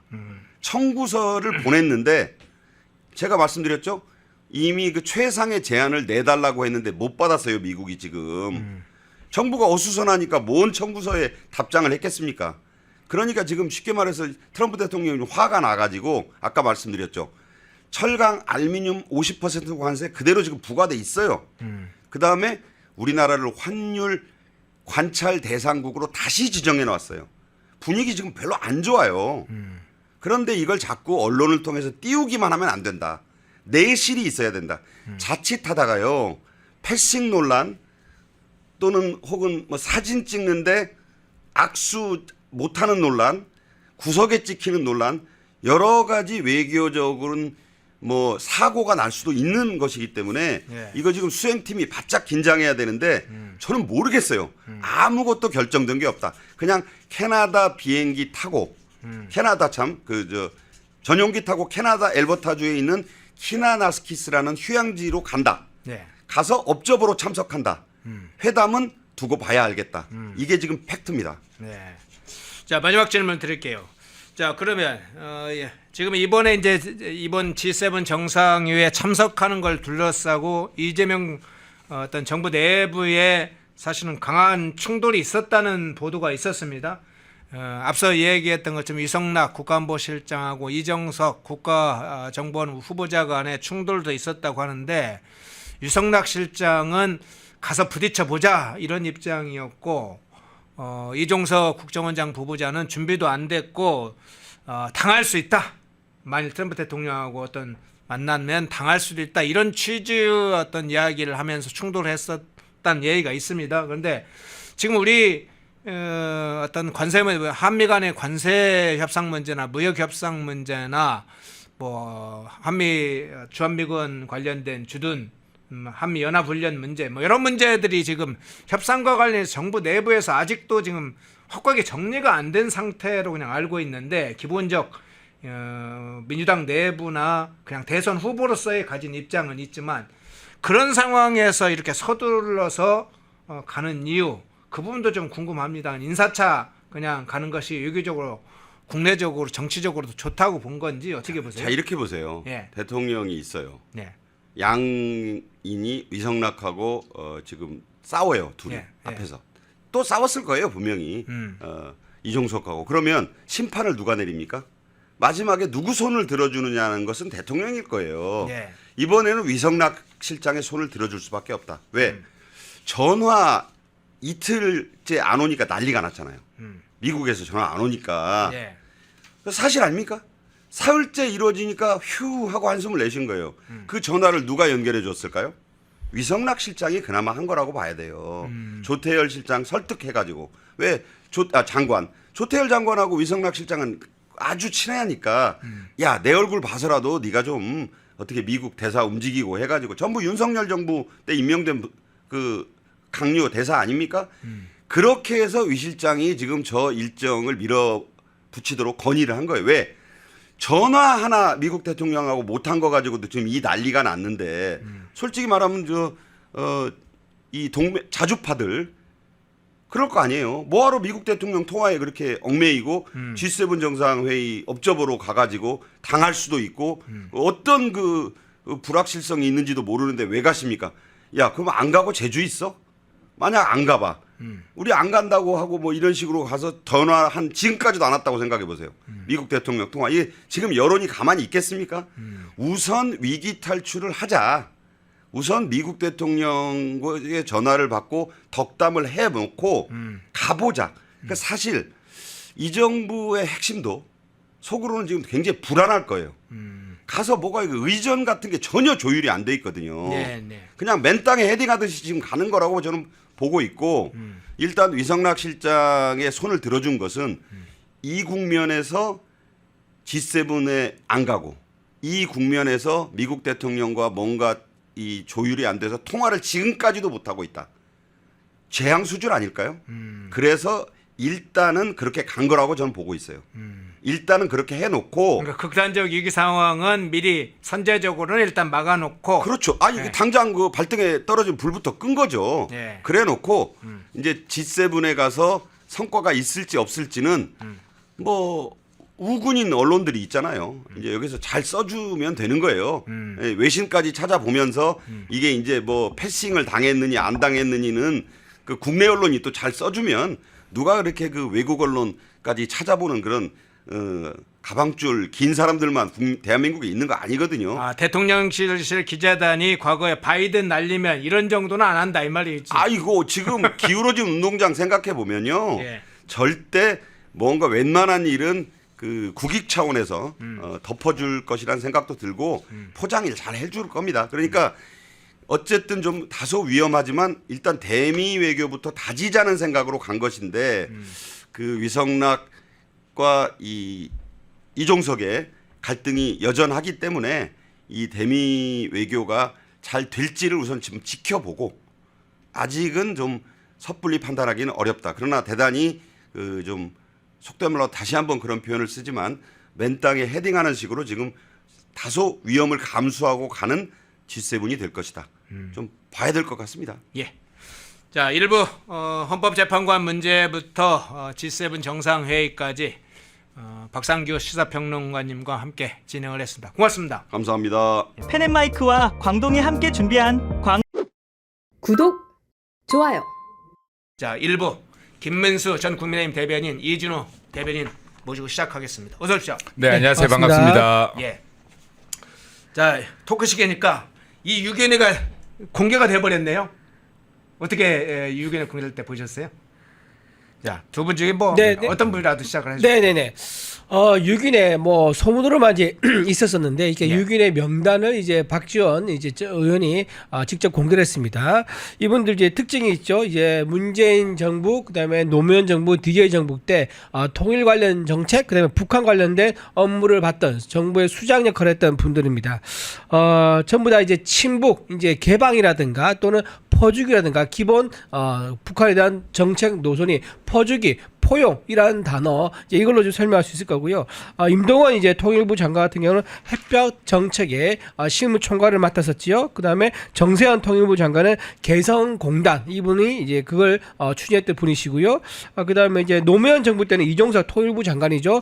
이분은 이제 동북아 균형론자 이제 이런 이론을 들고 나왔던 분입니다. 그리고 문정인 서훈은 뭐 말할 것도 없지요. 문재인 정부 때 한반도 운전자론을 이제 이끌었던 사람입니다.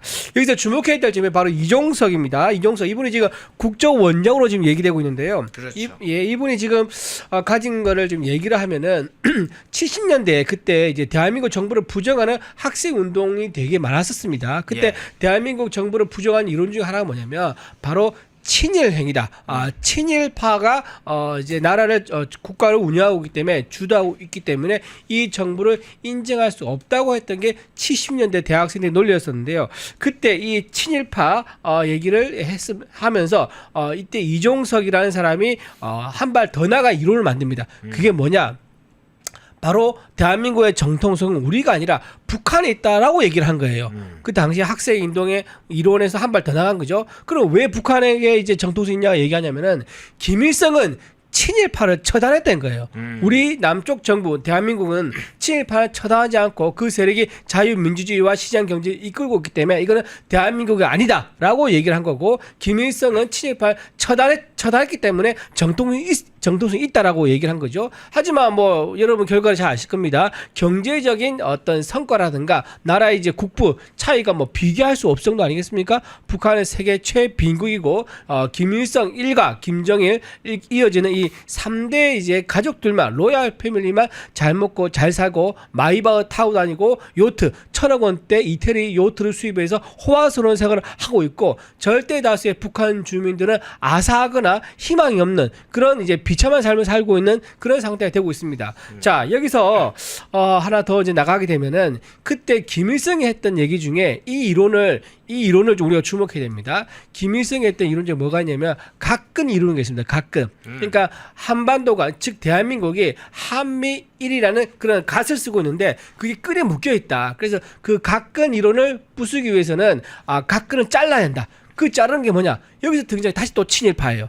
그러니까 그러니까 일본과 대한민국 이 사이를 갈라놔야지만 이 각근을 자를 수 있는데 그걸 갈라놓는 방법이 바로 뭐냐? 계속 친일파가 정부를 주도하고 있다, 정부를 부정한다 라는 식으로 가는 거예요. 그렇게 쭉 친일파에 대한 이론이 이어지고 있는데 거기에 상당히 이론적 논리를 제공했던 인물이 바로 이 이종석이라는 분입니다. 자, 그런데 왜 이렇게 박지원 의원이 갑자기 들고 나와서 위성락에 대한 경고를 했느냐?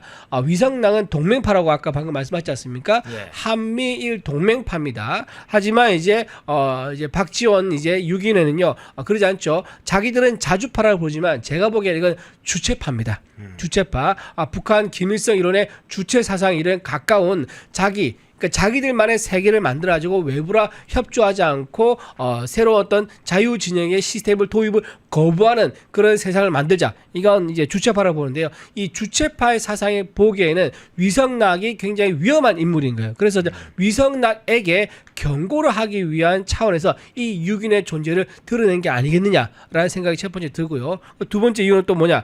이재명 정부에서 이제 외교라인들을 많이 채워줄 겁니다. 그때 외교라인을 많이 채워줄 건데 그때 러시아라든가 북한, 중국 이 3자국에 대한 외교라인에 이 유균회가 있다. 이 6인의 인사 라인들, 그러니까 후배들이 많이 지금 공무원이라든가 각 학계에 있는데 이 사람들을 기용해서 써라라는 그런 그 이재명 정부에서 대북, 대러, 대중 외교 라인의 인사 투쟁을 예고한 게 아니겠는가 그런 생각을 하기 때문에 저는 이 두 가지 이유로 박지원 이제 의원이 위성락에 대한 공개적인 저격을 한 게 아니겠는가 그렇게 생각해 봅니다. 예. 지금 이제 몇 가지 짚어주셨는데 뒷부분에서는 왜 박지원이 이 6인을 공개했을까 하는 부분도 좀 이야기를 해주셨어요. 그런데 과거에 DJ 정부 때 김대중 전 대통령은 북한의 핵 개발에 대해서 미국이나 주요 우방국들이 북한에서 핵을 개발하고 있다 했을 때 무슨 소리냐, 북한은 핵을 개발하고 있지 않다 이렇게 호언장담을 했죠.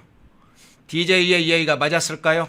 자, 노무현 정부 때는 그때는 핵 개발이 확인이 되니까 노무현 전 대통령 뭐라고 했냐면 그건 북한이 자위적 수단으로 만드는 거다 이렇게 얘기를 했어요. 그 후로 지금 북한이 핵무기를 만든 수준이 아니라 아주 이제 고급화 단계로 들어갔습니다. 그런데 지금 대한민국 안에서는 북한의 핵 개발과 북한의 선군 정치를 사실상 옹호하는 1920년대 30년대 김일성이라는 인간이 있었다. 그런데 그 김일성이 지금의 북한의 김일성이다. 항일 무장투쟁에 물론 지도자였다는 식으로 해서 북한의 주체사상 노선을 동조하고 그것을 선전했던 세력들이 북한의 핵개발이나 선군정치까지 이제는 북한의 노선으로 이해해야 된다. 북한은 그럴 만하다. 이렇게 이끌어가고 있어요. 박지원도 그래서 5억 달러를 줬겠죠. 북한에. 북한이 그 정권을 어쨌든 연장을 해야겠다. 그런데 그런 당사자 이 박지원이 아까 인물에 대한 평도 좀 해주시고요. 박지원이 왜 공개를 했는지 부분은 한 번 더 짚어봐야 될 것 같은데 김민수 대변인 어떻게 보세요?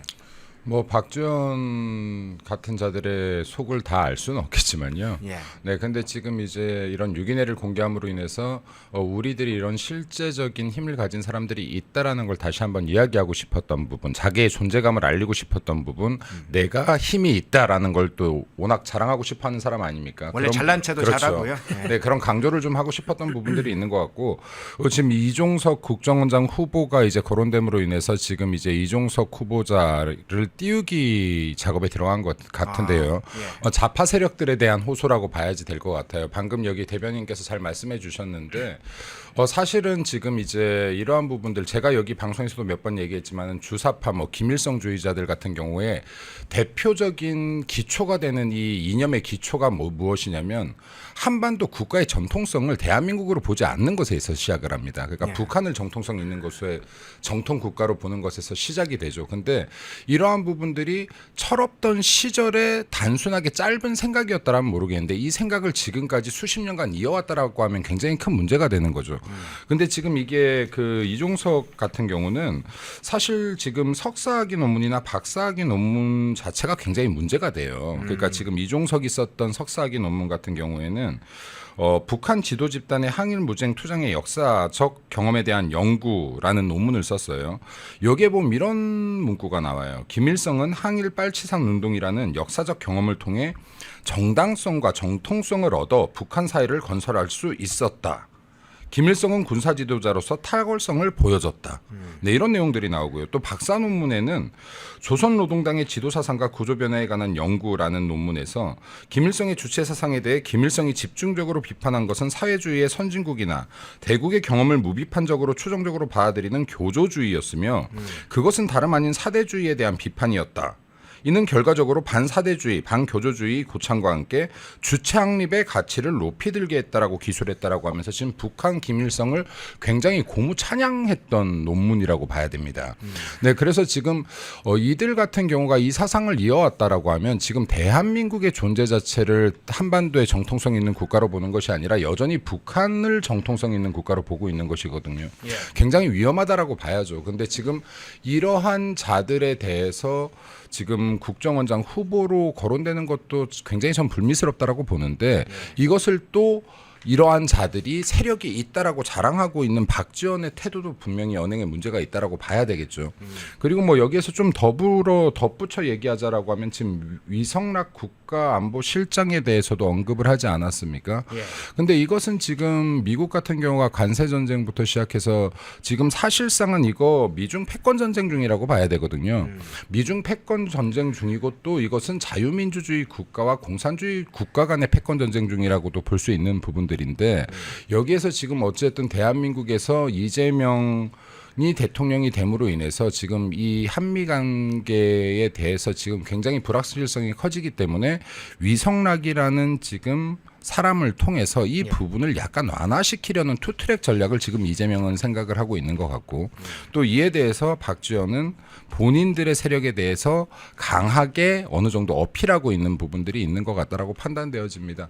그래서 지금 일단은 지금 대한민국이 굉장히 외교적으로도 그렇고 경제적으로도 그렇고 국가적 안보적으로도 위기 상황이라고 보여지는데 이러한 상황에서 지금 국민의힘 그리고 보수정당이 유일하게 이러한 부분들을 막아설 수 있는 어떻게 보면 세력인데요. 비록 지금 힘이 약하긴 하지만은 우리들이 할 수 있는 일이 무엇인지에 좀 집중을 할 수 있다라고 하면은 그래도 이재명의 민주당, 이재명의 대한민국 본인들의 말에 의하면 이재명의 대한민국에서 그래도 우리가 좀 엇나가는 것을 약간이라도 늦출 수 있는 그런 전략들을 좀 세워야 될 때가 아닌가 싶습니다. 예. 네.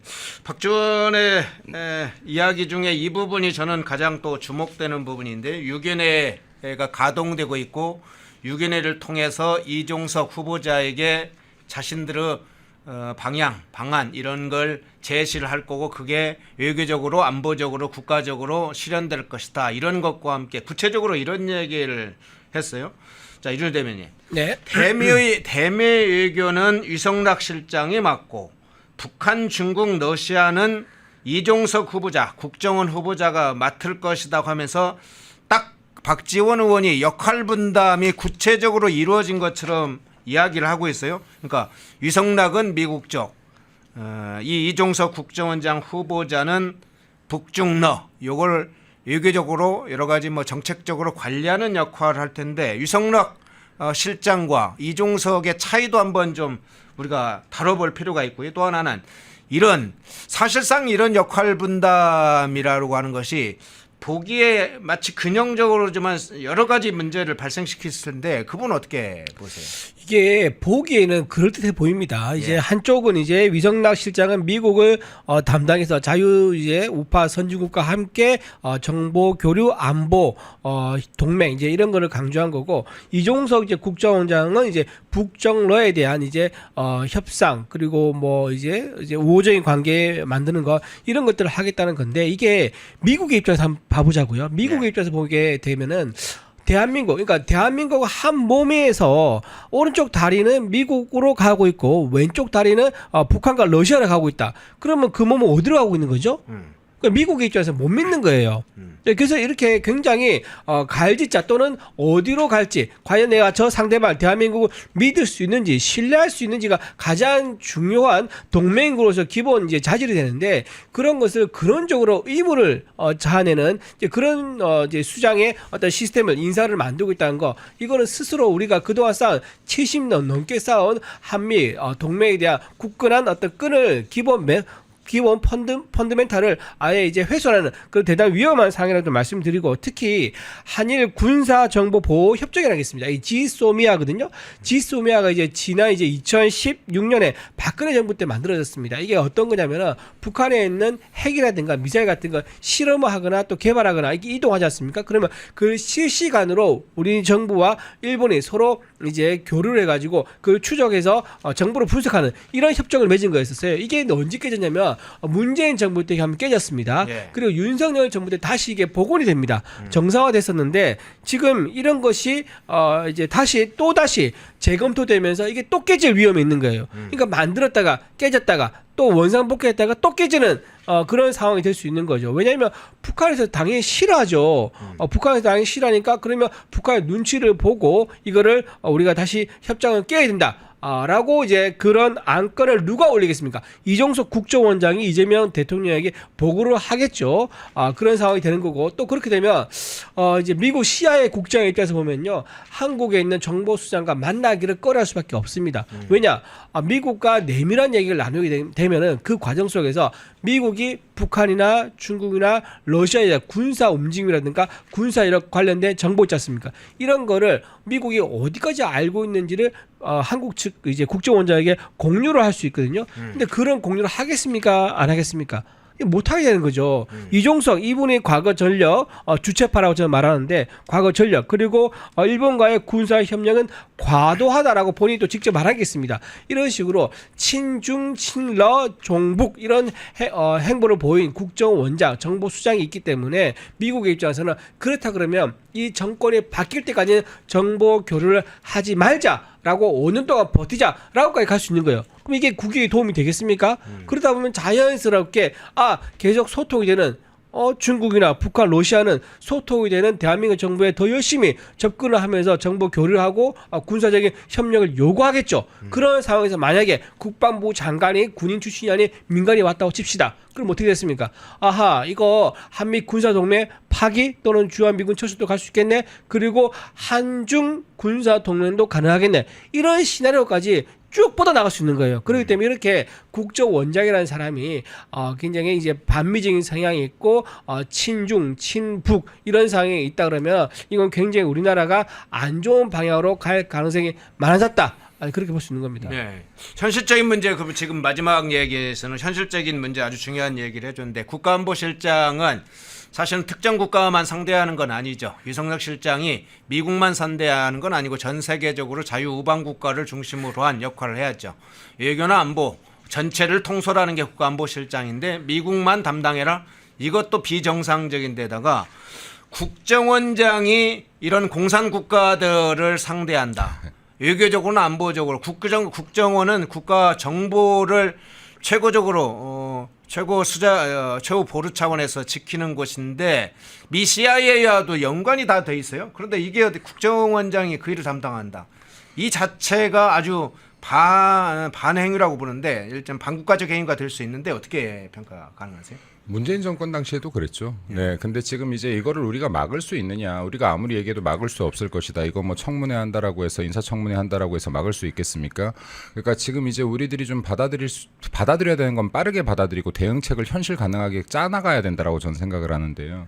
그러니까 지금 이제 이종석 같은 경우도 실제로 그렇죠. 굉장히 뭐 이게 친북주의자 혹은 종북주의자라고 표현해야 될지 모르겠습니다만은 지금 이게 노무현 정부 당시에도 마찬가지였고 여기 김대중 그 전 대통령 당시에 햇볕 정책 설계에도 참여했던 자 아니겠습니까? 네. 이종석 같은 경우가 참여했던 자이고 또 이재명이 도지사 당시에요. 도지사 당시에 통일 정책 조언을 해주면서 둘이 이렇게 친분을 쌓아가기 시작했다고 알고 있습니다. 그래서 지금 이제 그럼 이재명 정권에서의 지금 통일 기조 자체에도 상당한 영향을 미칠 것이다라고 지금 짐작이 되어지고 지금 미국에서 조지 부시 정부 당시에 2005년이었죠. 그때 당시에 BDA라고요. 방코 델타 아시아라고 해서 대북 제재 최고 수위를 했던 적이 있어요. 그렇죠. 근데 그 다음에 보면 미국이 그 대포동 2호를 포함해서 미사일 7발을 발사했고 첫 핵 폭탄을 실험을 하지 않았습니까? 핵실험을 했죠. 처음으로 핵실험을 했는데 당시에 이 이종석 같은 경우가 남북경제협력 자금이 북핵 개발 자금으로 흘러들어가게 만들었다라고 해서 책임을 지고 자리를 물러나죠. 근데 지금 이러한 부분들도 보면은 사실상 김대중 정권이나 노무현 정권 당시에 이런 정책들이 결국에는 북한의 군사력을 강화시켰고 핵을 개발시키는데 상당한 영향력, 긍정적 영향력을 지금 보였다라는 것은 온 국민이 알고 있는 사실 아니겠습니까? 이러한 부분들에 대해서. 근데 이것이 지금 또다시 2025년도에 재현된다면 지금은 이미 북한 같은 경우는 실질적인 핵 보유국인데 여기에서 또 한 번 우리가 굴종적으로 대북 정책을 이끌어간다라고 하면 저는 대한민국은 안보적으로 그리고 국민들의 안위조차도 굉장히 위협이 될 수 있다라고 생각합니다. 그래서 지금 이게 뭐 이종석이 국정원장이 되는 것을 우리가 만약에 막을 수가 없다라고 하면 이제 우리 국민의힘에서 무엇을 할 수 있을지 제가 아까 생각을 해야 된다라고 했는데 제가 볼 때 국민들께 이러한 사실들을 알리는 노력은 계속해서 해야겠지만은 이게 지금 어떠한 재원 정치를 할 수 있어야 된다. 여기에 지금 이때까지 우리가 민주당이 행정부를 장악하기 전까지도 사실 어떤 대항도 하지 못했거든요. 근데 이게 같은 방식으로 간다라고 하면 행정부, 입법부, 사법부까지 장악한 민주당을 어떤 방식으로 대응하고 어떤 거 하나라도 발목을 잡을 수 있겠습니까? 저는 불가능하다라고 봅니다. 그래서 이 부분에 대해서 좀 현실적인 고민을 해서 이게 지금 민주당의 폭주를 막아서지는 못하더라도 어느 정도 지금 지연시키거나 제어시킬 수 있는 더 나은 재원들을 해낼 수 있는 방향성을 지금 잡아나가야 된다.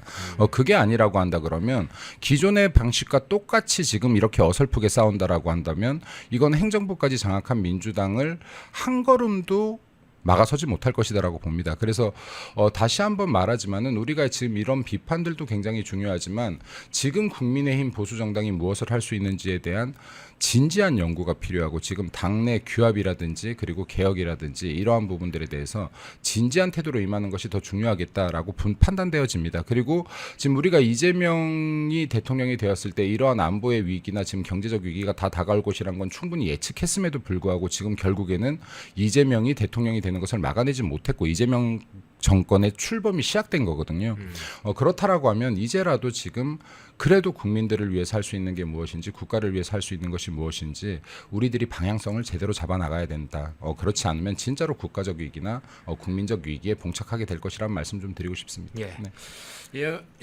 앞서 이야기는 6인의 실체가 확인된 거 그리고 이종석 국정원장이 향후에 북한과 러시아와 중국 특히 북한과 중국과의 외교 문제를 전담하는 상황으로 가게 될 경우에 당장 미국 국무부나 미 CIA가 움직이기 시작할 겁니다. 한국에 1급 기밀을 주면 중국과 러시아에 넘어갈 것이다. 또 북한에도 넘어갈 것이다. 그러면 한국 정보기관 국정원과 미 CIA는 어떤 관계를 맺어야 되는가? 이제는 세계적으로 중요한 군사 기밀이라든가 중요한 또 외부의 어떤 공격이 예고되는 상황 이런 것에 관한 정보를 줄까요? 중국과 러시아의 어떤 구체적인 군사적 동태 이런 거에 관해서 CIA가 편하게 줄 수 있을까요? 당연히 국정원은 국가 정보를 맡고 있는 기관인데 공산국가와 외교 관계를 중심으로 한다. 국가 안보에 중요한 정보들이 흘러 들어가게 돼 있죠. 무너지게 돼 있습니다. 그 문제 먼저 좀 다뤄봤고요. 자, 중요한 문제들 몇 가지 사안들이 있어서 간략하게 진행해 보겠습니다. 좀 다른 사안 넘어가 볼게요. 자, 조국 전 대표와 이재명 대통령, 이재명 당대표 시절에 특별 사면 관련된 뒷거래가 있었다 이런 이야기가 지금 공개적으로 나왔습니다. 다른 사람도 아니고 최광욱 전 민주당 의원이 이야기를 했어요. 어떤 얘기를 했냐? 이재명 대통령이 조국 전 대표 입시 비리로 구속되어 있는 조국 전 대표 수감되면 단시간 내에 최단 기간 내 사면을 하겠다 이렇게 약속했다는 거예요. 최광욱이 한 얘기 그대로 한번 들려볼까요? 자신의 유튜브에서 한 얘기입니다. 대통령님이 최단 기간 내에 사면을 하고 함께 힘을 합쳐서 나라를 살리는 일에 함께 합시다 라는 말씀을 조국 대표 수감되기 전에 하신 바가 있어서 크게 염려하지 않으셔도 빠른 시간 내에 사면이 이루어지지 않을까 기대한다 이렇게 이야기를 했어요. 자, 이게 알려지면서 이제 논란이 되고 있는데 이준 대변인, 네. 이미 당대표 시절에 이 조국과 관련 특별 사면을 정치적 뒷거래를 이미 했다는 사실이 공개적으로 확인이 돼버렸네요. 후보자 매수를 이제 자백했다. 그렇게, 후보 매수. 예, 그렇게 좀 볼 수 있을 것 같아요.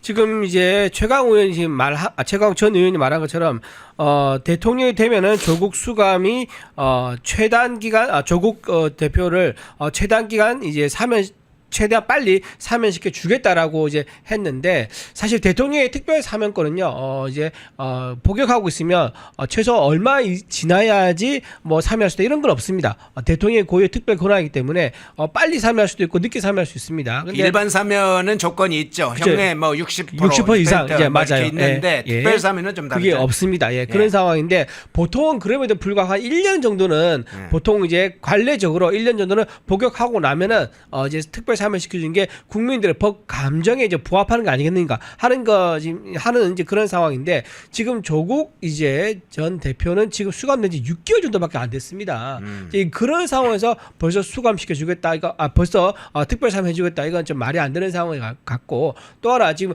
본인 선거 그러니까 본인이 대통령에 당선되기 위한 조건 이제 얘기하면서 그러면 당신에 대한 조건은 뭐냐? 그건 바로 특별 사면. 이렇게 나를 이제 지지해주면 내가 거기에 대한 대가를 주겠다라고 했기 때문에 이거는 선거법에서 지금 이제 금지하고 있는 내용입니다. 후보자 매수가 될 수 있는 거고요. 또 형법에서 뇌물죄에 해당할 수도 있는 겁니다. 또 하나 더 말씀드리면 만약에 실제로 그런 조건 하에서 만약에 특별 사면 하지 않습니까? 그러면 이건 대통령의 직권 남용이 될 수 있는 거예요. 그러니까 대통령으로서 특별 사면 권한이 있는 것은 맞지만 사적인 이유로 사적인 목적으로 만약에 정치적 거래를 했다는 것은 이거는 이제 방금 말씀드린 직권 남용에 해당할 수가 있습니다. 그러니까 주요한 이제 법 위반만 이렇게 세 건이 되거든요. 선거법 위반, 뇌물죄 해당, 그다음에 직권 남용까지 될 수 있는데 이런 부분을 처음에 확인시켜 준 게 최강욱 의원이다. 최강욱 의원이 그동안 입이 보살 아니었겠습니까? 각종 유튜브에 나가서 조국 관련된 여러 얘기를 하다가 오히려 화를 입은 경우가 더 많았는데 지금 또 이렇게 스스로 이재명 대통령의 혐의를 하나 더 늘려주는 말을 했다는 점에서 저는 이거야말로 공수처가 이런 일을 공수처가 해야 되는 거 아니겠습니까? 고위공직자 비리수사처 공수처가 이 사안을 누가 고발하게 되면 접수를 해가지고 바로 이제 수사에 착수해야 된다라고 말씀드리고 또 실제로 지금 이게 굉장히 의미가 있었던 게 뭐냐면은 정경심 씨 있지 않습니까? 네. 조국 이제 전 의원의 부인 정경심 씨가 실제로 자기 SNS에다가 이재명 대표 선거운동을 또 했어요. 네. 그러니까 이렇게 본인 당사자뿐만 아니라 배우자도 이미 복역을 뭐 중간에 다 채우진 않았지만 중간에 나왔지만 정경심 씨도 이렇게 적극적으로 나서가지고 배우자인 조국을 구명하기 위해서 조국의 이런 석방하기 위해서 이런 식으로 이재명 후보 시절에 적극적인 당선 지지 운동한 것을 보면 최강욱 의원에 대한 어떤 그 얘기를 듣고 내가 도와주게 되면 우리 신랑이 곧 풀려나겠구나 하는 그런 기대감을 가지고 정경심 씨가 선거운동을 했던 게 아니겠는가 그런 것도 추정할 수 있을 것 같습니다.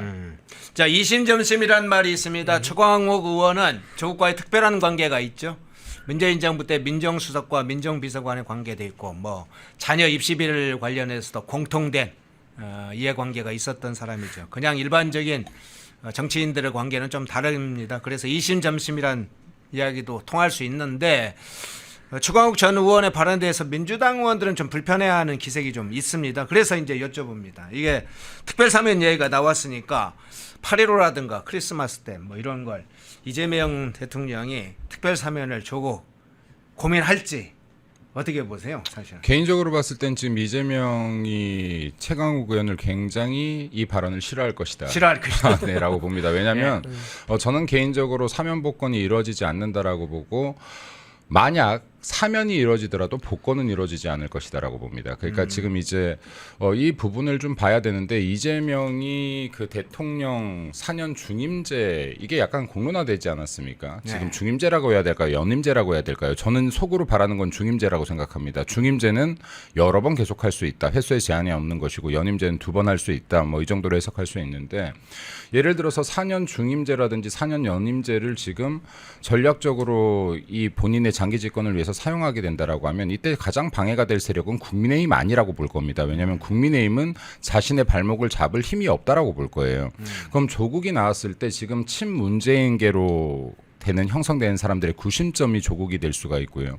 또 민주당 내 진보 세력 내 좌파 세력 내에서 반 이재명 계열들이 또 이렇게 모일 수 있는 구심점이 될 수 있다라고 볼 것이기 때문에 거꾸로 4년 중임제나 4년 연임제에 대한 발목을 잡을 가능성이 있는 것은 아주 높은 확률로 조국으로 볼 확률이 굉장히 높다. 따라서 저는 지금 이재명이 조국에 대한 사명 복권을 본심으로는 하기 싫을 것이고 그래도 약속을 한 부분들이 있어서 약속을 어느 정도 지키는 모습을 보여야 된다면 사면까지는 몰라도 복권을 시키지는 않을 것이다 라고 생각합니다. 그래서 이게 본인의 정치적 라이벌로 여전히 볼 수 있거든요. 정치적 라이벌로 볼 수 있는데 외부의 적보다 더 무서운 게 내부의 적이죠. 그럼 좌파 진영 내에서 이재명에 대한 경제를 할 수 있는 세력이 조국이라고 본다라고 하면 이재명은 높은 확률로 사면 복권 모두를 다 하지는 않을 것이다. 한다라고 해도 3년 정도에서 멈출 것이다라고 보는 것이 좀 합리적인 판단이 아닐까라고 생각되어집니다. 예. 최광욱 전 의원이 이런 거 알량가 모르겠어요. 사실은 구속된 사람들이 제일 힘들어하는 경우가 두 가지 경우입니다. 시간이 안 간다고 하는 경우가 첫째는 구속됐을 때, 구속 당시에 이제 가장 힘들어하고 두 번째는 재판 결과나 석방의 시점이 됐을 때 재판에서 이번에 재판 결과로 해서 지금 구속되어 있는데 무죄라든가 또는 집행유예가 나와서 석방돼서 임박돼 있거나 아니면 이제 구속 기간이 끝나서 하루 정도 남았다. 그때 가면 굉장히 힘들어요. 그러니까 시간이 엄청 안 가. 24시간이 아니라 막 한 3개월 정도 걸리는 그런 정도가 이제 감옥에 갔다 온 사람들의 공통된 특징인데 제가 여쭤보려고 하는 건 지금 최광욱 전 의원이 이렇게 조국의 마음을 들뜨게 해놓으면 조국이 대체 어떤 상태일지 한번 여쭤보려고 어떨 것 같습니까? 근데 저는 이제 조국 이제 전 의원의 이제 의중도 있었던 것 같아요. 이거를 그래요? 공론화시켜라. 공론화시켜라? 공론화시켜라. 그러니까 이게 서로 이제 그런 말을 내밀하게 오고 가서 이제 서로 약속하고 헤어졌지만 이게 안 지켜질 수가 있잖아요. 그리고 다른 일 하면서 이런저런 핑계 대면서 약속 안 지키고 모른 척 할 수 있습니다. 그래서 아예 공론화 시켜버리면 특히 이재명 대통령 같은 경우는 이 사람은 뭐 염치라든가 뭐 윤리 도덕 이런 거 없지 않습니까? 예. 그래서 공론화 돼서 좀 정치적 부담이 있고 논란이 있을지 몰라도 그래도 이렇게 공론화 된다 그러면 자기가 한 말이 있기 때문에 그때 당시 내가 했던 말 그러면 이거 약속 안 지키면 내가 다 까발리겠어 라고 하면서 또 정치적으로 또 어려운 상황이 될 수 있는 거거든요. 그래서 차라리 공론화 시켜가지고 이재명 대통령 좀 압박을 하는 게 낫겠다 그런 전략으로 가는 게 아닐까 좀 생각해 봅니다. 예. 제가 김민수 대변인께 이 부분 정치적인 어떤 평가 한번 여쭤볼게요. 일단 이재명 지금 대통령이 대선에서 49.42%를 얻었습니다. 조국당과 진보당에서는 잠깐만 누가 네. 김은하 씨가 네. 제가 이제 조국 책 썼는데 책 제목이 생각 안 난다 그러는데 네. 잠깐 제목 좀 말씀드려도 됩니까? 조국도 제 공부하기 제가 조국 전문가입니다. 제가 네, 조국 그는 흑서. 그날 머리를 쓸어넘기지 않았다. 제목이 좀 길지요? 다시 한 번요. 그는 그날 머리를 쓸어넘기지 않았다. 그는 그날 머리를 쓸어 넘기지 예, 않았다. 조국 전 대표가 항상 머리를 쓸어넘으면서 인터뷰했는데 그날 자기 자녀의 입시 비리 문제가 나오니까 그때는 갑자기 머리를 쓸어넘기지 않고 아주 진지하게 기자회견에 임했던 그 날을 제가 이제 의미한 뜻에서 책 제목을 이제 저렇게 다게 됐습니다. 예, 지금 저 화면에 떠 있네요. 그는 그날 머리를 쓸어 넘기지 않았다. 맨날 머리를 쓸어 넘기나 보죠. 근데 질문 이어가 보겠습니다. 대선 때 이재명 후보가 얻었던 49.42% 여기에는 조국당이 후보를 내지 않았고 진보당이 후보를 내질 않았어요. 지난 총선이나 보궐선거에서 보면 조국당이 오히려 민주당 더군다나 호남권에서는 민주당을 약간 앞서기도 했습니다. 그럴 때 이 정치적 뒷거래와 후보를 내지 않은 조국당 패자는 패자로서 평가를 해야 하는 건 이제 그렇게 평가를 하는 걸로 하고 정치적 평가를 해볼 때 조국당이 후보를 내지 않음으로써 정치적 뒷거래와 대선의 결과와 이 함수관계 이 부분은 어떻게 상관관계는 어떻게 분석이 가능할까요? 옳지 않는 답변일 수 있을 것 같은데 함수관계 없다고 봅니다. 없어요? 그냥 국민의힘이 무능했다라고 봅니다. 네. 그래요? 패자는 패자로서 네, 그러니까 지금 이러한 부분들을 사실은 국민의힘이 무능했기 때문이라고 보여지고요. 여기에 민주당 같은 경우는 지금 다른 타 정당에서 후보를 내지 않게끔 할 정도의 힘이 있었다라고 보는 게 맞죠. 예를 들어서 국민의힘이 진짜로 똘똘 뭉쳤다라고 하면 국민의힘에서도 이런 상황들을 만들어낼 수 있었을 것이다. 그래서 저는 지금 이 상황에서 지금 이미 결정이 났어요. 이제 대선 결과가 나버린 상황이라고 한다 그러면 우리를 돌아보는 게 먼저일 것이다. 우리를 돌아봐야 자강이 가능하다. 우리가 항상 이게 외부로의 핑계를 돌리게 되면 자강의 기회를 놓치게 되는데 지금 우리 당의 모습도 그런 것 같아요. 지금 누구의 탓으로 돌릴 것인지를 계속해서 이렇게 보는 것 같은데 다 제 탓입니다. 그러니까 이게 모든 사람이 내 탓이라고 해야지 이건 자강의 기회가 있다. 여기에 있는 저도 전 대변인 지금 전 책임당원일 뿐이지만은 전 대변인의 한 명으로서도 내가 최선을 다하지 못한 것은 아닌가, 내가 120%, 150%를 다하지 못한 것이 아닌가 스스로를 돌아봐야 될 때이고, 그리고 지금 책임 있는 자리에 있는 분들, 여기 비대위원장을 맡았던 사람들이라든지 그리고 여기 중책을 맡고 있었던 사람들은 내 탓으로 돌려야 되는 것이지 이것을 남 탓으로 돌리고 이 당 안에서 이런 세력들을 쪼개기에 들어간다라고 하면 우리 당은 영원히 일어설 수 없을 것이다라고 봅니다. 그래서 지금 이제 조국이나 이러한 부분 조국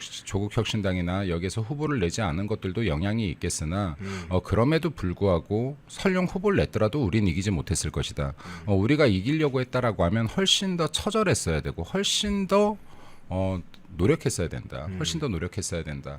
과연 여기 김문수 후보를 대통령을 만들기 위해서 모두가 한 마음으로 최선의 노력을 다했는지부터 돌아본다면 아니면 내 이익을 먼저 생각했는지 지금 국군이 이렇게 벼랑 끝에 걸려 있는 상황에서도 내 개인의 운부터 생각을 했는지 이런 것들을 좀 따져본다라고 하면 지금 늦었지만은 그럼에도 불구하고 다시 한번 자강의 기회를 얻지 않을까 생각되어집니다. 예. 자강의 입장에서 평가를 하자. 뭐 저도- 추가적으로 저도 100% 공감하는데 이제 조국 이 혁신당에서 많이 대표를 냈다 그러면 호남에서 조금 이제 표를 가져가는 이제 그런 효과는 있었겠죠. 하지만 지금 우리 국민의힘이 이번 대선에서 보여줬던 모습은 우리 정말 반성해야 됩니다. 지금 민주당 같은 경우는 이제 모든 이제 선대위가 A부터 Z까지 내란 모든 게 시작과 끝이 다 내란이었어요. 그 내란이라는 단어를 강조하고 반복함으로 인해 가지고 대선 구도의 프레임이 내란으로 짜여지는 거. 이 처음에 프레임이 어떻게 짜여지에 따라 가지고 대선에 거의 승부가 가린다고 볼 수 있는 거거든요. 그런데 우리 국민의힘은요,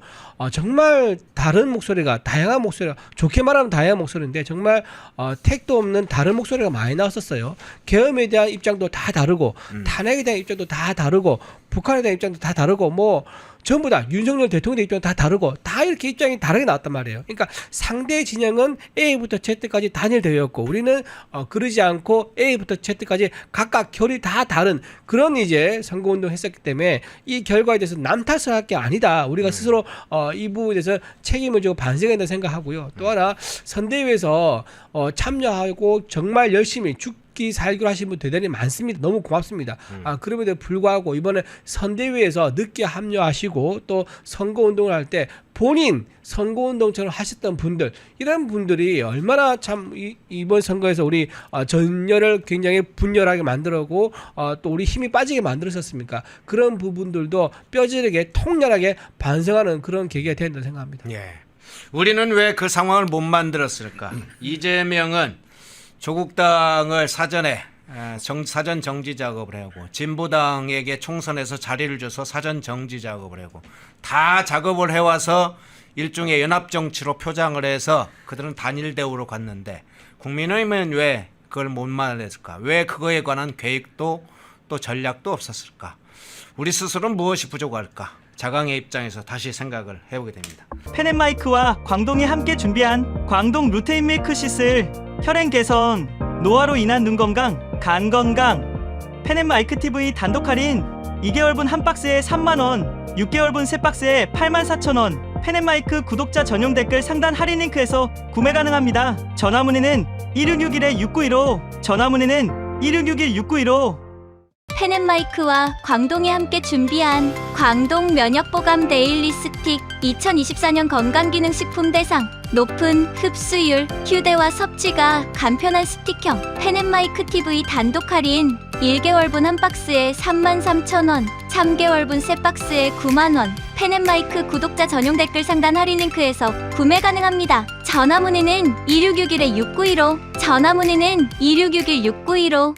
펜앤마이크와 광동이 함께 준비한 광동 혈당혈압 콜레스테롤 케어 솔루션 식후 혈당 상승 억제, 체지방 감소, 혈중 콜레스테롤 개선, 높은 혈압 감소. 펜앤마이크 TV 단독 할인 1개월분 한 박스에 25,000원, 3개월분 세 박스에 66,000원. 펜앤마이크 구독자 전용 댓글 상단 할인 링크에서 구매 가능합니다. 전화 문의는 1661-6915, 전화 문의는 1661-6915. 펜앤마이크에서 추천하는 영상도 보고 가세요. 다른 영상도 즐기시려면 구독 버튼을 꼭 눌러주세요.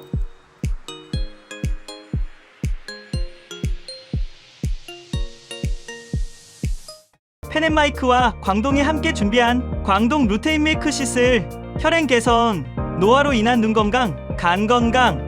펜앤마이크 TV 단독 할인 2개월분 한 박스에 3만원, 6개월분 세 박스에 84,000원. 펜앤마이크 구독자 전용 댓글 상단 할인 링크에서 구매 가능합니다. 전화 문의는 1661-6915, 전화 문의는 1661-6915. 펜앤마이크와 광동이 함께 준비한 광동 면역보감 데일리 스틱 2024년 건강기능식품 대상 높은 흡수율, 휴대와 섭취가 간편한 스틱형 펜앤마이크 TV 단독 할인 1개월분 한 박스에 33,000원, 3개월분 세 박스에 9만원. 펜앤마이크 구독자 전용 댓글 상단 할인 링크에서 구매 가능합니다. 전화문의는 2661-6915, 전화문의는 2661-6915. 펜앤마이크와 광동이 함께 준비한 광동 혈당혈압 콜레스테롤 케어 솔루션, 식후 혈당 상승 억제, 체지방 감소, 혈중 콜레스테롤 개선, 높은 혈압 감소. 펜앤마이크 TV 단독 할인 1개월분 한 박스에 25,000원, 3개월분 세 박스에 66,000원. 펜앤마이크 구독자 전용 댓글 상단 할인 링크에서 구매 가능합니다. 전화 문의는 1661-6915, 전화 문의는 1661-6915.